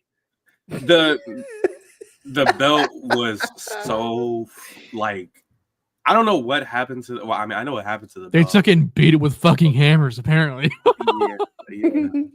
Because you can see in the picture, it literally rips directly from the big red belt from All Japan. It has the little tassels on the sides of the belt. It looks exactly like it's so fire. And you look at the belt now, it's like, what the fuck? Absolutely. Before we dive in here, Modest, we are part of the Late Night Grin. At least me and Buster on there very often. Yeah, we already do that, bro. No worries. We enjoy washed wrestlers all the time, in fact. Yeah. It's all the time. Good grief. Okay, so we're in 2009. So that match ended Nanae's 2008, just about. We take it over to 2009. 2009 sees Nanae pulling up and becoming a Ice Ribbon mainstay. She still has that NWA Neo title. They still have that going on. I don't know who told them to continue that. And she's doing, this whole entire thing with Ice Ribbon. In April, she wins their International Ribbon Tag Team title with a Minori Makiba. Now, I don't know who that is. But it's another person added to the Nanae tag title partner list. We're at about like 7 partners at this point, or like 6. Like it's absolutely insane. And then finally at a Passion Red hosted event, kind of similar like Surrealism, Passion Red, the entire faction that Nanae has that she made. They have their event on May 3rd, 2009, and she actually loses the NWA and Neo title to one Emi Sakura in an 18-minute match. Now on this card, Io Shirai is on this card, which is very interesting. But what is even more interesting is there is one Dash Chiyako, there is one Maiko Satomura, and there is a Kana also, or Dash Chiyako and Maiko on one side, and then Kana is on the other side. It is a very interesting time. Sendai has I believe they got started in 2006, but if you're familiar with Sendai earlier, you would know that they only had it was only 3 wrestlers out when they first started. I want to say it was only 3 wrestlers. Mm-hmm. It was Dash, Maiko, and Sendai Sachiko, I think. And then they slowly started getting more wrestlers. They honestly I've looked at Sendai before, like their history, and they didn't start getting their big break until 2018, 2017. Whenever they got Suri and Hashimoto, because they got them around the same time. That's when it really started to take off for them, because they had that rivalry instilled with them ever since they started wrestling there. So even before Suri had left for WWE back in, what was that, 2020, she her and Hashimoto, they were already having bangers before that. They were having bangers in 2018 and 2019. But then they finally got their big break. But back in 2009, they weren't so fortunate, so they had to put their shows on hold and then go work shows for Neo, go work shows for Ice Ribbon. And, it wasn't guaranteed that they were winning. It wasn't guaranteed that they were going to look strong. But when you're starting a promotion, you ain't got nobody going, you ain't got no money. Yeah. That's all you got to do. That's what you got to do. That's what you got to do. But I mean, look at them now. Look at them now. Got, best Joshi promotion going. Hey. Nominated for promotion of the year and year-end lists, many of them, which is, it's pretty crazy. True. I can't imagine what it's going to look like when Maiko retires and she's fully on the book. She's like, oh Lord, oh my goodness, oh crazy. But yeah, Nanae is running Ice Ribbon to the dirt. Her and Emi Sakura, they're tagging consistently now. They're doing their thing for a while. And then and see, it's weird because during this time, Nanae has the tag titles with Minori Makiba, but then she starts tagging with Emi Sakura. There's some midsummer tag in Nia. Well, that makes sense because it's in Nia. But she starts tagging with Emi Sakura just out of nowhere. So then they're doing that. But then in September, Emi Sakura and a Kaori Yoneyama, which is also known as Fukigen Death in Stardom. Big fan. Huge fan.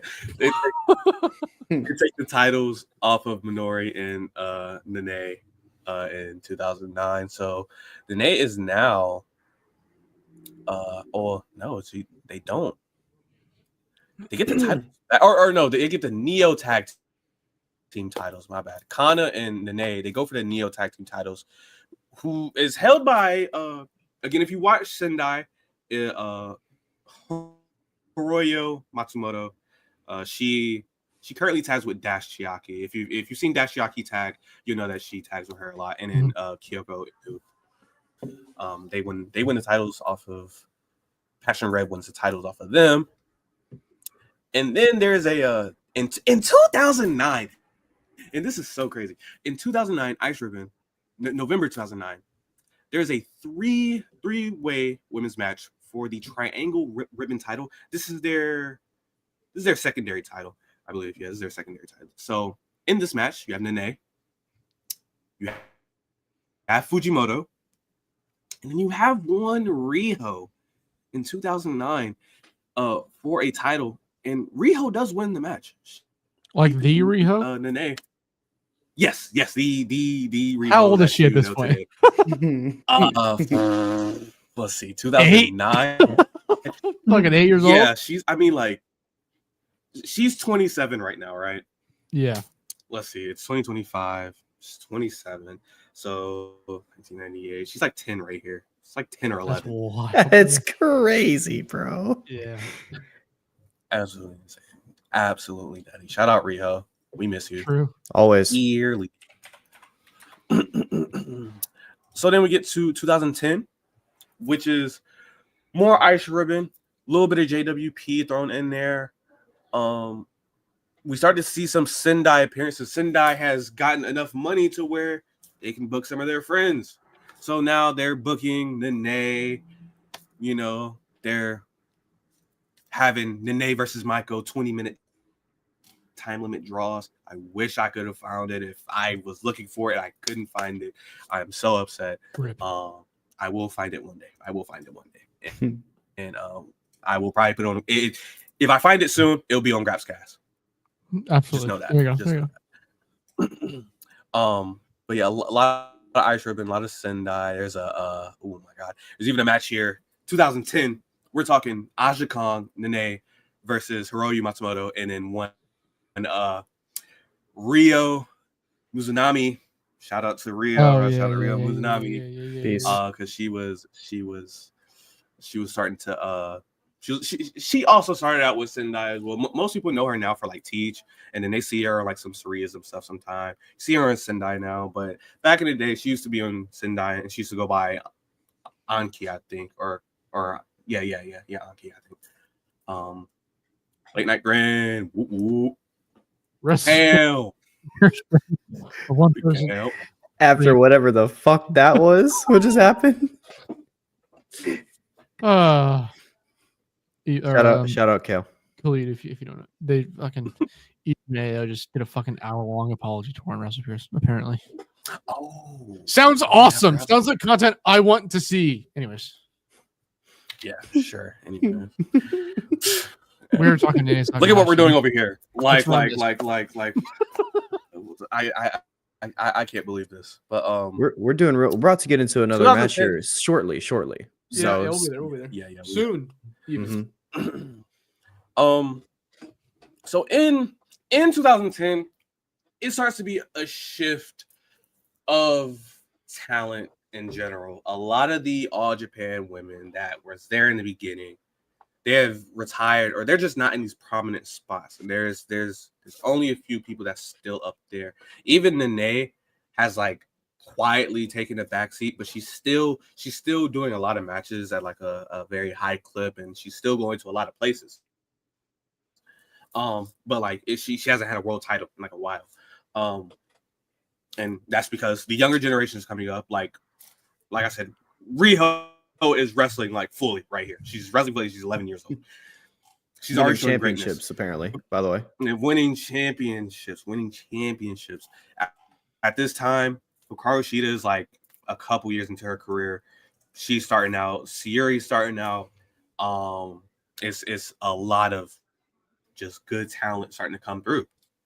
But with all this talent coming through, the thing is, all these promotions, even though they're booking all this talent, they're not signing none of this talent. The only talent that's really being signed is someone like Riho, someone who is a kid, and their parents are there and they can provide the funds. But for these people who are 18, 19, and they don't got the funds, they ain't got the money, or all that other stuff, they're just free agents. They're just free agents. They're just walking around just free agents type stuff. So that's when 2011 comes around. Stardom starts. And, as we know, a certain man made Stardom, and he had already had money from previous endeavors, even before Arjun, when he Endeavor. when he worked for All Japan, when he was like a cameraman or some shit. He worked like behind the scenes for All Japan Women's for like a while, back when he had hair, and probably wasn't, I don't know, doing photo books. Never know. Unconfirmed, folks. Unconfirmed. Yeah, unconfirmed. And we're gonna All keep it speculation. I'll never huh? forget, dude. I'll never forget. I think it was the new Marigold Rookie. A photo Sari, book came yeah, out of her. Yeah, yeah, Sari. yeah, A Sari. photo book came out of her, and I thought it was like a poster. And so I quoted it and said, "Fucking beast." And then Khalid DM'd me and went, "Brother, I had to. this is the work of Racio Gala." And I went, "Fuck!" Delete! That shit. I was like, oh my god, he definitely doesn't know. He definitely doesn't know. Yeah. Had to- Anyways. Had to bring him over to the side. But yeah, 2011, Stardom. Stardom is here. The same Stardom that we know today, World Wonder Ring Stardom. Mhm. Immediately, they get Nanae. Nanae is. I'm sorry, I'm reading that comment. Okay. Brother Walker says, "So I'm new to the Joshi scene and stuff. Are the Joshi companies more loyalty based and with their wrestlers in terms of if you work for that company, you just kind of ride with that company?" Khalid.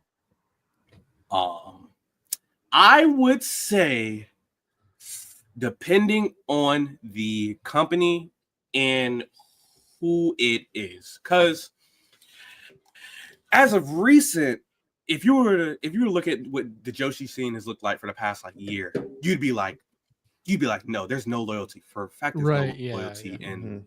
in companies.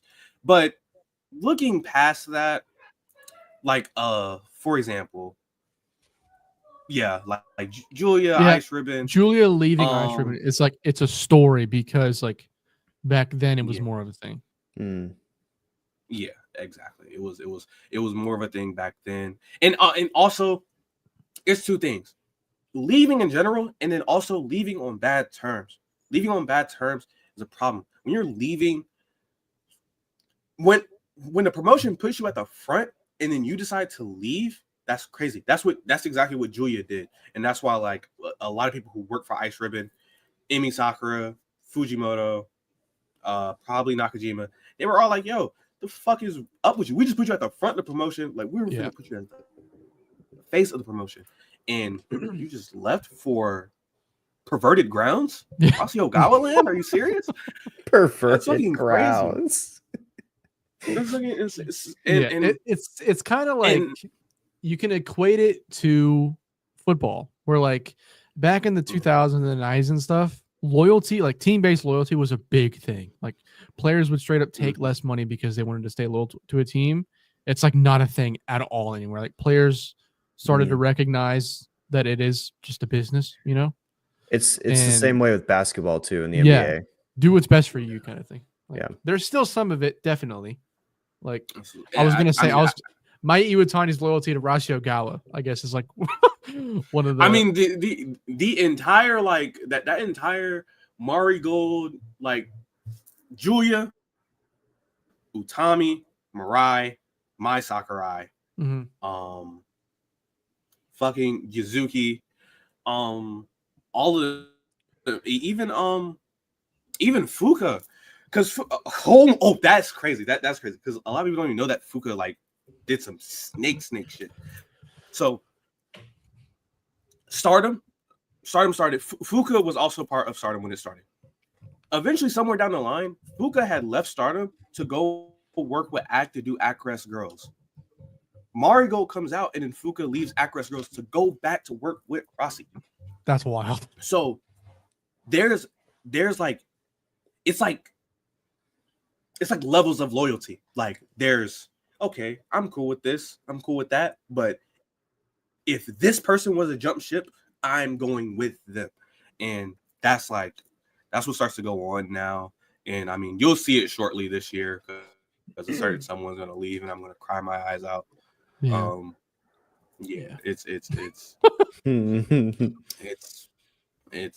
going to happen.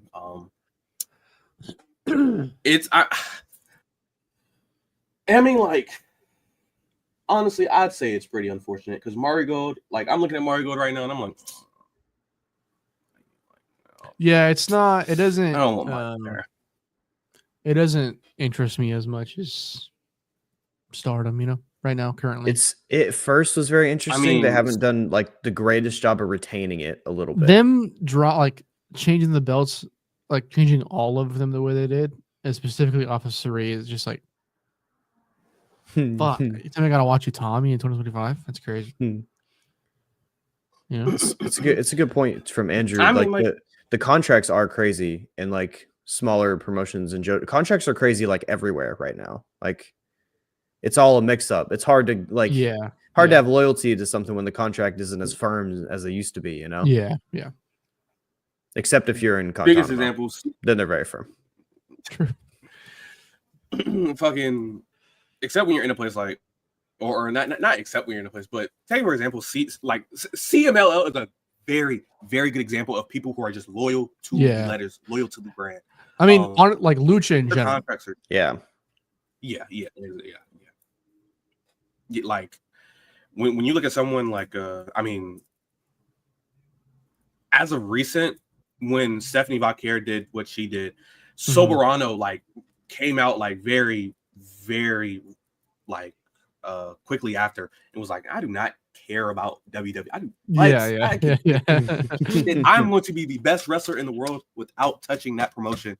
And there's nothing gonna change about that. And that's why he's the drip god, he's the sauce god. Soberano's gonna take your bitch. Like it's really that sense. Like he's just that's the man. But back to Stardom. Stardom starts out, they have all these people, they've signed in all these people that were freelancers. They got everybody. They have everyone. And there's even people that are like that are not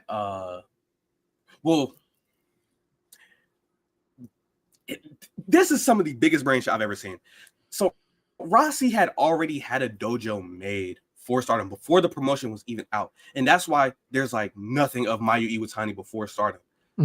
She just got pushed into the dojo immediately, and then when they were ready to go, Mayu was there. I believe it's the same thing with Io. Io's sister Mio was already wrestling. She was already doing her thing on freelancing like before. But Io wasn't doing too. If she was doing something, it wasn't a lot. But Stardom starts. She's there. She's there front row. And she's like at a front seat. Another example. We're wrestling under their trainer. And then there was also influx of the American talent because at this time, there is American, women that are out there wrestling on the indies. That is a thing. I believe Shimmer is up at this time. I want to say 2011. I think Shimmer is up at this time. Let me just check real quick. Shimmer is up and running. So, in 2011, you have just randomly Nanae Takahashi versus Mercedes Martinez in 2011 because we're doing that for a tournament. One of our first tournaments for the World of Stardom title. That was a semifinal actually, and this isn't the match we're about to watch. I think it's a match after this. Nanae wins the title off of Yoko. Or not even off of Yoko. It was a tournament for the title. Yeah. She wins it. And then she goes on to like doesn't even defend it really, but they're just running like crazy matches. I mean, like right here, 4-way between Arisa Hoshiki, Nanae Takahashi, Natsuko Tayo, and Yoko Bito. Arisa Hoshiki is like, she was like Mayu, but like current Mayu, kind of, but like in 2011. It's kind of crazy because her kicks were so insane, such a crazy good talent, and she stopped like so early. Like she could have took that shit so fucking far. It's so insane. But they Nanae tagged with Io Shirai and did their tag league, which they did not win and they did not do good in. Oh my goodness, I got absolutely shitted on. Nanae did some Stardom stuff, and then we get to a title match. Nanae versus Natsuko Tayo. Now, if you remember Natsuko Tayo, she was in the Passion Red faction, so like they have history. They're like cool peoples. But this is like a match that's been baking for a while between them two, a big match, and it's a long and it is a long. It's an epic, many would say. Yeah. It's a long and it's an epic.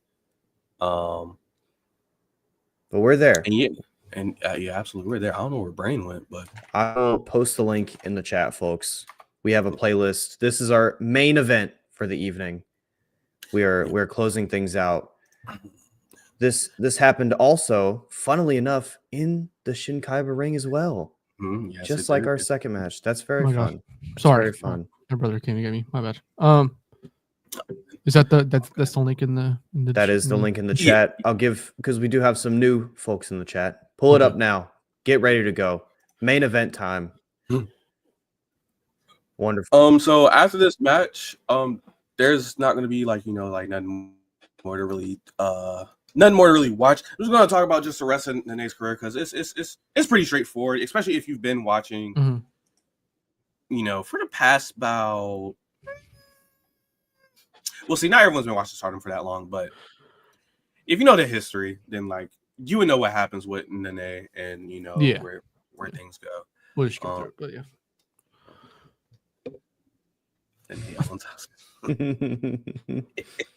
We did talk about it briefly, but I don't know if we talked about it in the context of Nanae owning Asuka, but we didn't phrase it necessarily that way. But we touched on it briefly. It's honestly it's very funny to look at it from like an outsider standpoint and to see like what other people think about it, because it's really 50-50. Like a lot of people fuck with Asuka, obviously, and then a lot of people fuck with Nanae, and you'll notice that it's a large crowd that's like anti WWE. They're like, yo, Nanae is the fuck. It's all passion over here. But then you have the people who really love WWE, but they just got into Joshi, and they're like, bro, I don't like Nanae because Asuka don't like, so like fuck Nanae. Like it's very interesting to see like those interactions on like Twitter and stuff like that. Both good in their own way, in my opinion. Yeah. I'm clicking play in 5, 4, 3, 2, 1, go. Wonderful. Well, not so wonderful, right? But it's okay. He'll clear soon. He'll get out of there soon. Yeah. This belt is very gorgeous, though. It's beautiful. I wish they would. I want them to just make a new one, but like just redo it. Yeah. Just make the same belt again. Did you see what those the pieces of shit did, by the way? No. To their secondary belt, the Wonder of Stardom Championship. They had the white one. They cleaned it. Yeah. Natsupoi had the belt for she was in their Instagram lives like rejeweling it, like all that stuff. And then they just gave Starlight Kid a new one. It was just like they fixed it. Well, it's about time, bro. They're fucking on Natsupoi is what I'm telling you, folks. Dude, SLK looks awesome with that fucking belt too. I know. I think we both saw the same picture. Yes. Yeah. They didn't give her a new belt, but they cleaned it. Is what I'm saying. She just cleaned it. Yeah, but they didn't do that for Natsupoi. At least for the majority of her reign, from what I'm. Oh, they didn't even do it. SLK just did it. Beast, dude. Love of the game. Please clean your belts, man. Arnie was right. I noticed that's the only belt. Tyler's hair looks like Takumi Iroha's hair. True.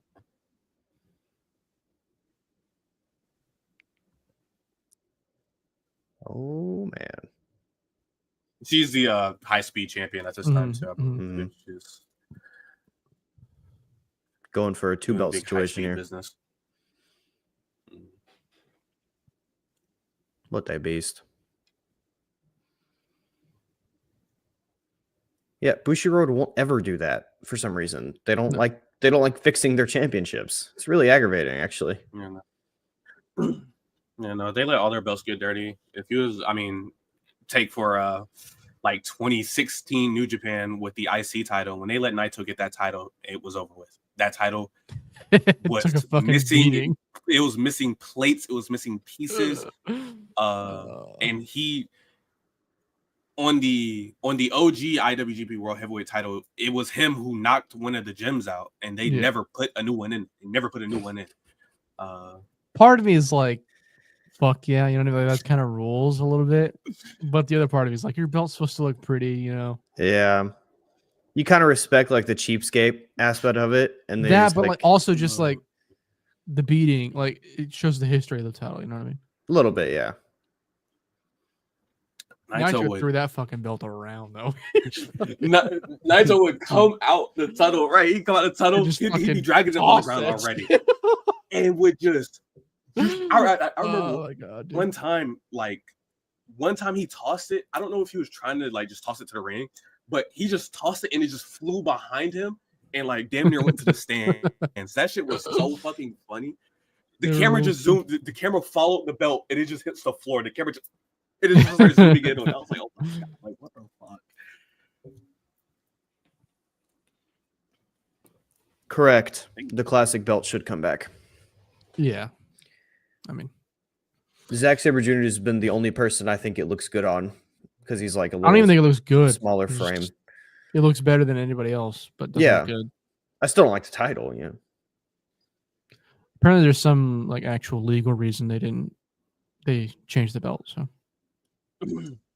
whatever what the fuck that means. What? Yeah. How? All right, bro. Oh my god. Whatever. I don't know. If I'd assume. Well, no, probably not. What? I'm about to do my research because I don't even know that. I don't know if Inoki like made those designs or like those designs like under his name and he died, so they had to get rid of him. I don't remember that. The Inoki family situation kind of thing. They're very restrictive with a lot of that stuff, so. I don't know. I don't know if he did that stuff, but then also think to the other titles, and the other titles are still the same. The tag titles are still the same. The never open weight titles are still the same. It's really just a world title. I don't know what that's about. Maybe the next Puro time capsule. If belts get brought up, maybe we'll know at that point. Yeah, absolutely. Andrew, let's see here. I know you said you aren't really a fan of Marigold Khalid, but the way I see it, you're incredibly invested in a lot of Stardom wrestlers, whereas a guy like me got into Joshi seriously in late 23, which is probably why I'm partial to Marigold compared. Would you agree with this sentiment, Khalid? It's honestly, it's not even that I'm like, because like I want them to be great, like I definitely want them to be good, but it's just like. And like you said you got into Joshi seriously in like late 2023. So like it's definitely fair because you got there and Mario started like a couple months after you probably started watching.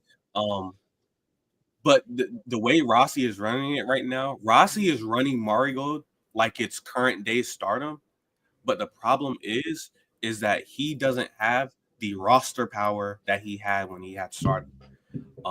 He just doesn't have it right now. So like people like, for example, Tanaka, which is like a very good prospect, a very good trainee that he has, but she already has back injuries. She's like 19. She's like 18, 19. Yeah. She has back injuries. Like that's bad. And it's because she got injured and then was also being overworked. Yeah, terrible look. Yeah, terrible look. He's just running it wrong. But when it comes to like their wrestlers and the wrestling, bro, I'm fire. I fuck with him. I got into She Joshi had back last issues before year. she. She did? Okay. Yeah. Kazuna. Kazuna Tanaka. Yeah. It's Minoru Tanaka's I mean, daughter. It is a Minoru bad Tanaka, look. and then who's her mom again, Khalid? Minoru or Kazuna Tanaka, her mom. I fucking forget her name. I don't know. I will look. Yumi Fukawa. Yes. Wow. Yeah, I got into Joshi last year, so I don't really I don't necessarily have a connection to any company. I just like watching good matches, but there is some shady business that goes down where I don't necessarily love it from Marigold sometimes. That's really what it is for me. Yeah, I have promotions that I like more than others, but I don't like. I'm not like on Twitter going like, fucking Tej. Yeah, right, bro. Yeah, that's lame. Yeah, like Sendai's my favorite the Joshi promotion. That's it. Yeah. If there is one, I was like for a minute there because they didn't like maintain it throughout the year, like their real hot period. I was pretty partial to Tej for a minute. I did really enjoy them. So if that's anyone, that's probably would be the one for last year. I was like early part of the year, like I don't even remember when it really stopped, but I was like just locked in on Tej. I'd say like Tej is to me Tej is the most entry friendly one. Like it's more entry friendly than for sure, yeah. Stardom because Stardom has like since they have the factions have so much fucking lore that goes back to like 2013. It's like damn, it's tough. With Tej it's very simple because it just seems like all the wrestlers there to have a good time. Like it's very big fucking strikes, vibey stuff. Sick. And then and then like once you start to get connected to a wrestler, then you start to see like why Tej is so highly regarded. And I mean the biggest example is Miyu Watanabe. Oh my god. God damn. Jeez. Everyone looks at Miyu Watanabe and they're like, oh, she's this. Oh my god! Fuck! Everyone looks at Miyu Watanabe. They're like, oh, you know, she does the hand signs, right? She does the hand signs. Like, yeah, that's so sick. She's all up in the camera. She does the big swing. Then you get invested in her, and then she gets, for example, a title shot like she did against Yamashita last year, and it's like. This is a moving moment. This is some moving stuff that she's doing right now. Yeah, it's very good stuff. It's very good stuff. Yeah, they do have like a couple that you can really get attached to easily. Yeah, I'm a big fan of Rika Tatsumi as well. So that they're facing each other at what's it called? Huge match. Fucking big deal. God damn it! I don't know who you're thinking. Grand Princess. So help you. I think in March, so I'm very excited for that match. I really enjoyed last year Daisy Monkey. That was the one that got me. Daisy Monkey, yeah. Very much enjoyed Daisy Monkey. My brother-in-law and my sister are going to that show. Fucking Grand Princess. Godly. I know I've said that before, but I'm fucking mad about it. It's okay to be jealous, bro. They're gonna get me something Miyu Watanabe related though, so poster, shirt, probably one of the flags that they have in the crowd, you know. There you go. There you go. Yeah, they're sometimes they're towels, and then other times they're just flat out just banners. But I want one. I definitely want one. Yeah, dude, I went to that New Japan show. I was talking about earlier. Lone Star Shootout a couple years ago. They had the Shibata towel, and I was like, "Oh shit, fuck!" It's like $50, so no. But you know, I mean, $50. I mean, that's the thing. I had I had to take an Uber home that ended up being like $70 fucking dollars. So like, fuck. You know, thankfully I didn't do that. That would have been $130. I would have walked out the event. Put that shit on for warmth. Walked home. Godly. This match has been quite shit. good, by the way. Yeah. Ooh! Ooh. Smooth. I'm kind of getting thrown off by the lighting. Like I kind of like it, and sometimes I kind of don't. It's whatever. You know what I mean? Yeah, I mean, I get it. Probably not a lot of people in there. Yeah, max 230 Oh, capacity. Jesus. So, God. Oh! Oof.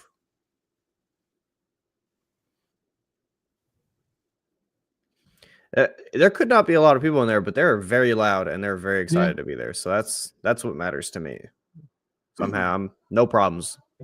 Yeah. This is something I was supposed to Ben mention, and I just kept like putting it back. But Yoshi up until like 2016, I want to say 2016, 2017, Joshi would be purely women audiences, like for the most part. It'd be like mainly women in the audience for a while. But then once Stardom started to blow up, Stardom going up the way it did, it got so many men just hooked, men and in the Western audience in general. It got so many people hooked on Joshi. Like it just goes to show what one company can do for just an entire scene of wrestling. Yeah. Because Jesus, that was goodness. Yeah. Also, Art, you're right. This isn't necessarily a wrestling venue. Yeah. Which does kind of like when you put that into perspective, it is pretty cool that they're running this. Oh shit! Okay. Oh my god! Ooh, fuck! Fuck!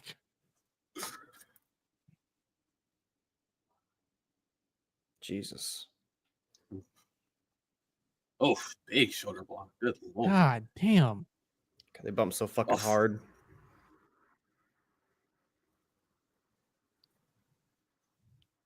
So sick. Nanae has Big like a electro. very interesting wrestling build. Like Yeah, I'm noticing that she's especially lanky. at this point. She's lanky, but she's tall. Like she's like I believe she's 5'6", which is like on average for Joshi talent. She's like taller than she's taller everyone else. But like look at her arms are like long. Her legs are long. Yeah. Is like she has a very interesting build, and it's it makes for like sick. Oh my goodness. Yeah, like she's lanky in the limbs, but like the midsection is not like it's oh my god, bigger. Oh my god, bro. Let's go. It's really cool.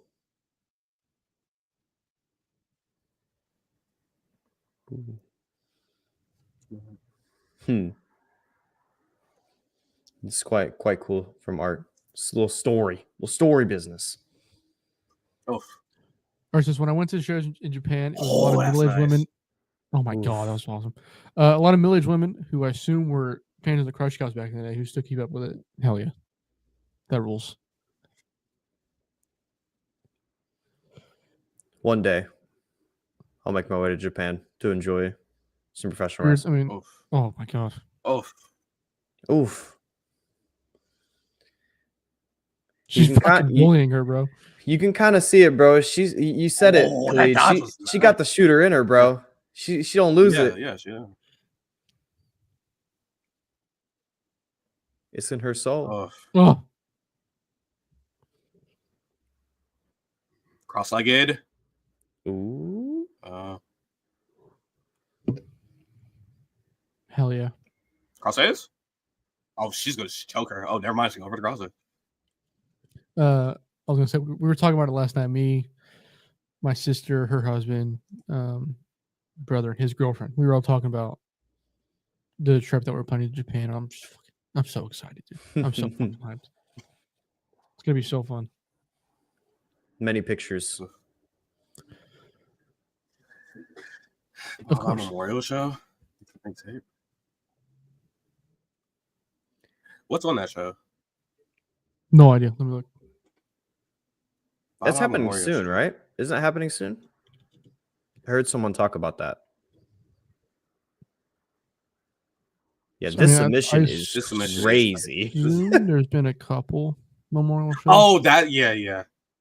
That's Nanae versus Micah. Yeah. Okay. Hell yeah. It's weird they're not taping it. That's weird. But I guess, sometimes. Oh, going back in January 26th, Tana retirement, the Dome. Oh, man. That would be beautiful. My original plan, or our original plan, was to go January of. Yeah, it would have been January 26th. Oh. Jesus. But it's too cold. Mm. God damn.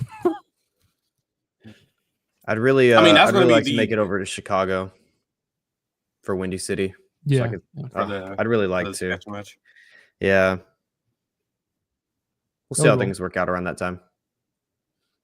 Oh, I want to fucking start traveling more, even if it is just for wrestling shows. What were you saying, Cleve? My bad. Shades of Kyle O'Reilly and Willer Yuta. I was gonna say that Tokyo Dome show is probably gonna have the biggest audience in a while. Yeah. Or for Wrestle Kingdom. Because it's so crazy because like oh fuck, so like that's fucking crazy. New Japan in 2020, the 2020 Wrestle Kingdom, where Naito had beat Okada and then had the double titles. That Tokyo Dome had like 40,000 people in there. Yeah, and that's like the most it's had for like a while. And then of course COVID fucking hit, it just plummets. I feel like that Tana's retirement would at least bring that back up like 35. Yeah, definitely. They're probably going to draw a big house. And I assume they're probably going to make the tickets more expensive than they have been the past couple of years. So like, well, maybe not over the pandemic. I assume they're probably pretty expensive over the pandemic just because there was less people. They had to make up for some cost. But normal shows, I would assume this is probably going to be more expensive. Jesus. Jeez. Yeah, traveling wise, I know the one show I'm traveling to Ohio at one point for the year, not for wrestling, but just in general. But I will be making my way to Tejas. True. Yeah. Still not sure if I want to go to that fucking show. We'll see.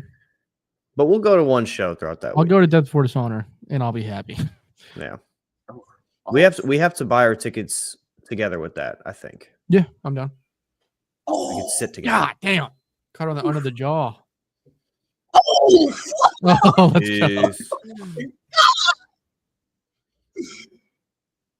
And then she puts in that damn crossface. Oh my god. Yeah, they were doing big numbers for Muto's retirement. Like just every show leading up to it, even they were drawing huge. I imagine it might be the same way with Tana. Yeah, definitely. I want to know what that final Tana entrance is going to look like. Oh my god. Glory. Tokyo Dome. Glory, maybe. Probably. Don't say that. Art Honors says Nanae got possessed by the spirit of redacted for a second. I don't know, the way she be putting in this crossface is looking more bit than possessed. It's because she's been like, oh my, he's like putting that shit in. Yeah, bro.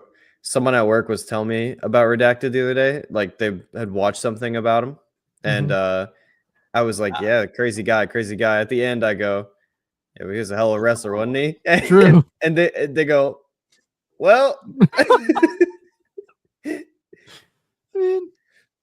Like, what you want me to say, bro? I think I'm gonna just start saying Pegasus and see if people just catch on. True. Pegasus. And be like, dude, that fucking just like Pegasus, angle, like this guy can that clip of Kurt Angle on fucking Chris Van Vliet's interview or whatever. Oh yeah. Where Chris was like, "What was your reaction when they told you like you can't mention Chris anymore?"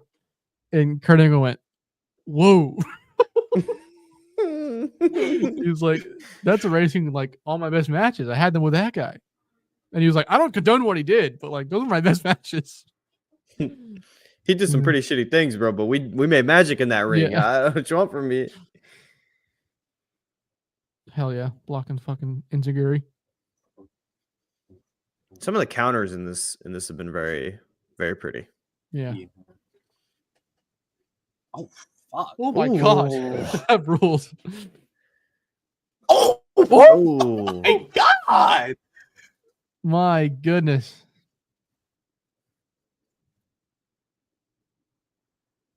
Good God, that was awesome. Michael will probably do a good house as well. Yeah, yeah. Fuck the Fed for what they stole from us. Losers. Wow! Oh, that God. was beautiful. Yeah, great to bring up the pace as well. Yeah. They've been going all out. That's what I've noticed with all these matches. The pacing is like, even with the battle arts match, it was like it was slow, and then out of nowhere it just kicked Yeah, up, yeah. Like even when it was going slow. Oh, beautiful. Ooh.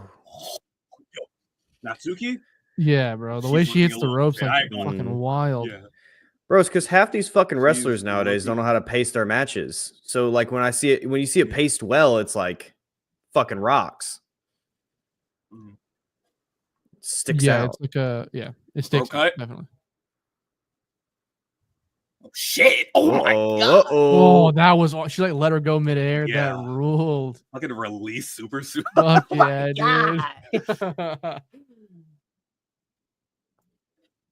She kicked her legs out too. She looked like she was straight up in the Yeah. air for a minute. That rocked. He has a crazy moveset. It's like it's brawler, it's shoot, it's fucking oh my Jesus. oh my god. Oh lord. Oh she got up. Oh my Oh yeah.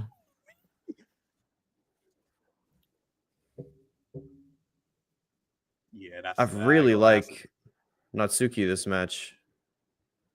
Just like a smaller power wrestler. It's Yeah. sick. So like she was in the Passion Red faction with Kana and all of them. So like while in like 2008 and around the time of that battle art stuff, like she was also in there. So she was probably doing some shoot stuff at the time as well. Shit. I mean, as you can see, she's good at what she does. They both have the spirit. They both have the spirit. Yeah, it's there. Oh my god, these lyrics. Jesus. Bro, look at how good they look. Holy bro. fuck. Oh! Goodness. Oh, she kicked out of it too. My Camera didn't see it, God. but that was a great near fall. Yeah, it was. Oh hell yeah, bro! Just a fucking gunny big splash. Fuck yeah! I love when big fuckers go to the top rope and they're clearly uncomfortable, so they jump off and they're like, "It's so sick." Bro, she did the salute. God, what a She just she tried to match it. She tried to match it. Nanae has like I want to say like 5 or 6 finishers. She has like 5 or 6. Most of my favorite wrestlers end up having like at least 2 or 3. So having like 9 is psychotic. Oh my god, that was fucking awesome. I know one of them. One of them is a she does a hammerlock emerald flosion. That's just fire. That rocks. Oh, look at that counter. Transition. Oh fuck. Oh my god, her neck. Yeah. I'll bring it up again. The pace, brother. Ooh. Yeah. She's gonna hit that, bro. She keeps slipping off her back. There you go. Go for it. Oh. Wow, that's unique. Very unique. Oh my god, just a fucking big layer. That's so funny. Shit, fuck this shit, bro. Yeah, hey, calm the fuck down. Take a rest, brother. doing that sunset flip shit. Eat this damn lariat. You just hit a fucking lariat rest hold, if that's possible. She gonna hit another one? Oh yeah. Just a fucking that gut punch is yeah, bro. The gut punches are so badass. Bro. Oh my god. God, bro. Bro, the size difference makes him look so good too. The height difference. That uppercut was crazy. Nah, that was good. That rocked. Yeah, that was. This match rules. Oh, she's going for it again. Oh, slipped. She's gonna get countered. What is that? Nope. Oh, fuck yes, dude. Bro, she kept slipping. She couldn't hit it the entire time. She said, "Fuck this! I'm doing something different." What a fucking beast! Oh, she's gonna do it now. She's gonna. My God. Now you got to do it. Now you got to do it. Oh yeah. Oh my god.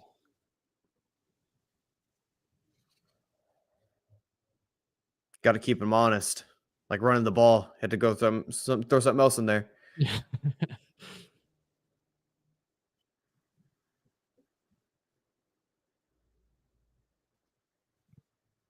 Two great things are happening on both my screens right now because Josh Allen's driving down the field.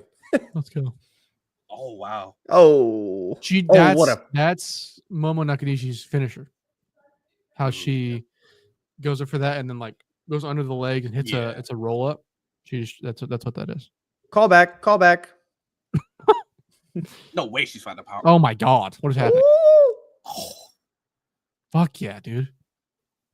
Great pin too. Look at the bridge. Yeah, that was an amazing bridge. Yo, that was an amazing bridge. This ring has got to suck, bro. It's just, you can just see it. Oh shit! Oh my god! Oh. Oh my god! The way she stacked that up and she still kicked out was crazy. Yeah. Oh my god! She's gonna kill her. Oh yeah. Oh my god! I wonder if she's gonna do her muscle buster. Nanae has a version of it's kind of like the muscle buster. She puts him up on the top turnbuckle. She grabs him, but turns him to the side a little bit, and then brings him forward and just. Oh, it's nasty. It's nasty. But I think she's going. Oh, she might be there. Oh fuck! Oh no! God damn it! I want to see that. Oh. There it is, right there. Oh, great.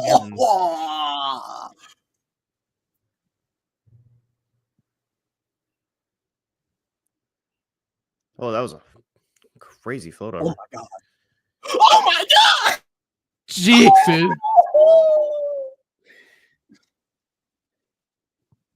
Wow! Oh my god, bro! Oh. What? Oh, she's finna. Okay, she's finna end it all. She's finna end it.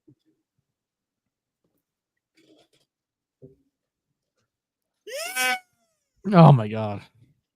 Yo. Bro. NXT face, bro. Pete, you stop doing that. Bro, because I saw two crazy things. A touchdown was wild. Oh my god. Beautiful. Fucking beautiful. Fucking awesome match. That was sick. That was gorgeous. Bust, watch the replay. I didn't see it. Oh, it's so godly, bro. I'm seeing it on Twitter, I think. That was a fucking that was fucking awesome. Sick that was sick. Khalid, I'll make the note now. We have another show in 10 minutes. Bust through this last part of her career. I got it. Okay, so basically, the way Nanae's rest of her career goes, she stays in Stardom up until 2015. After and I mean in between that, she wins the tag titles twice. She forms a tag team with Kyrie in the middle of that. But in 2015, she makes her own promotion, and this promotion is known as CD Lining. CD Lining is her promotion. It's her second promotion, and they from there, she's doing CD Lining stuff all the way I'm all the way to 2021. She gave the promotion to somebody else. I forget who she gave it to. But she gives it to the person that was in this match. Not Okay. type. Yeah. She gives it I'm to not her. lying. Art right. I thought it was Seedling. Is it Seedling? Yeah, I always thought it was Seedling. I say CD lining. It might be CD. I usually I just say CD, but yeah. Fair. Yeah. But fucking she hands the promotion off to Natsuki, and then she goes back to Stardom in 2022. Also doing some stuff for Glee. Interesting call.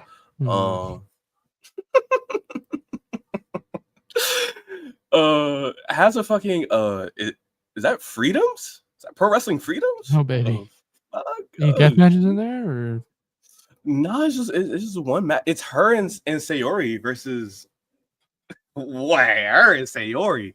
What the fuck? Her and Sayori versus Hiroyu Matsumoto and Maya Yukihi.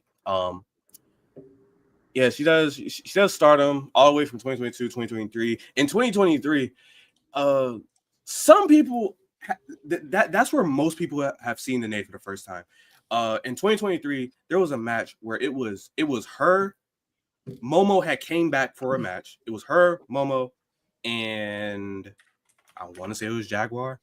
I want to say I could be wrong about that. But they had came back for a match and they beat the shit out of Momo Watanabe and Starlight Kid. And that shit was so fucking funny because Momo Nakanishi was in there taking liberties. Oh my god, she was in that match looking so fire. It was like she hadn't missed a step, and it's like she hasn't wrestled at that point. She had did like one match in 2018. She hadn't wrestled for like 5 years. I was like, dude, you in here, you going crazy. They beat the shit out of Starlight. That shit was so funny. And then obviously Marigold starts, and that's where we get at current day. She just had an amazing title match with Suri before Suri lost her belt. And then she also announced her retirement, and that's coming up soon. But as of right now, man, that is the career of Nanae Takahashi. Let's fucking go. Beasting. Fantastic show by Khalid. Great matches. I feel that was like, this is the first time that we've done this, right? I felt like I genuinely learned a lot that show. Like like from someone like, because I don't know any of this, so it's just like it's cool to see all the different intricacies of her career, because like she's had a long fucking career, so it's kind of like 40 years almost. Crazy. Yeah, it's awesome. Laundromat asks, how often are these types of streams? So we do them every Sunday. Next Sunday we'll be doing Grapscast, which is me and Cleed pick a match, and then I post on my Twitter matches for y'all to vote on.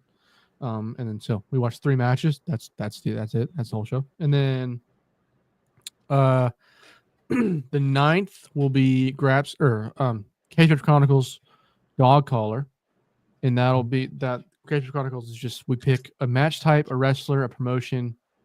So many different things. There's tag titles. Team, there's so many things on there now. We go to cagematch.net and we pick the top 5 matches, or we throw in a couple times some matches that we find interesting that are highly rated, and we watch those, but then we don't watch them on the stream. We talk about them on the stream, and then depending on when AEW has a pay-per-view, the second and fourth, or the third and fourth week of the month, are either going to be some kind of pay-per-view preview, and then this show. So yeah, Puro time every month. Capsule. Yeah, Puro time capsule. Every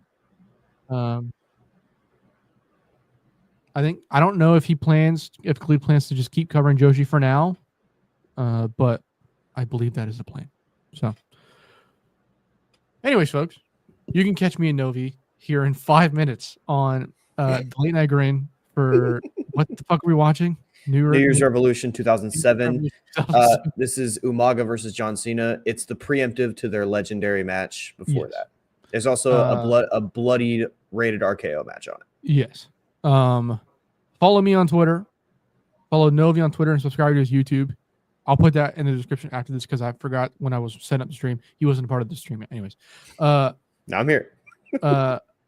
Follow Khalid on Twitter and follow his Twitch. That is in the description. So go do that, please.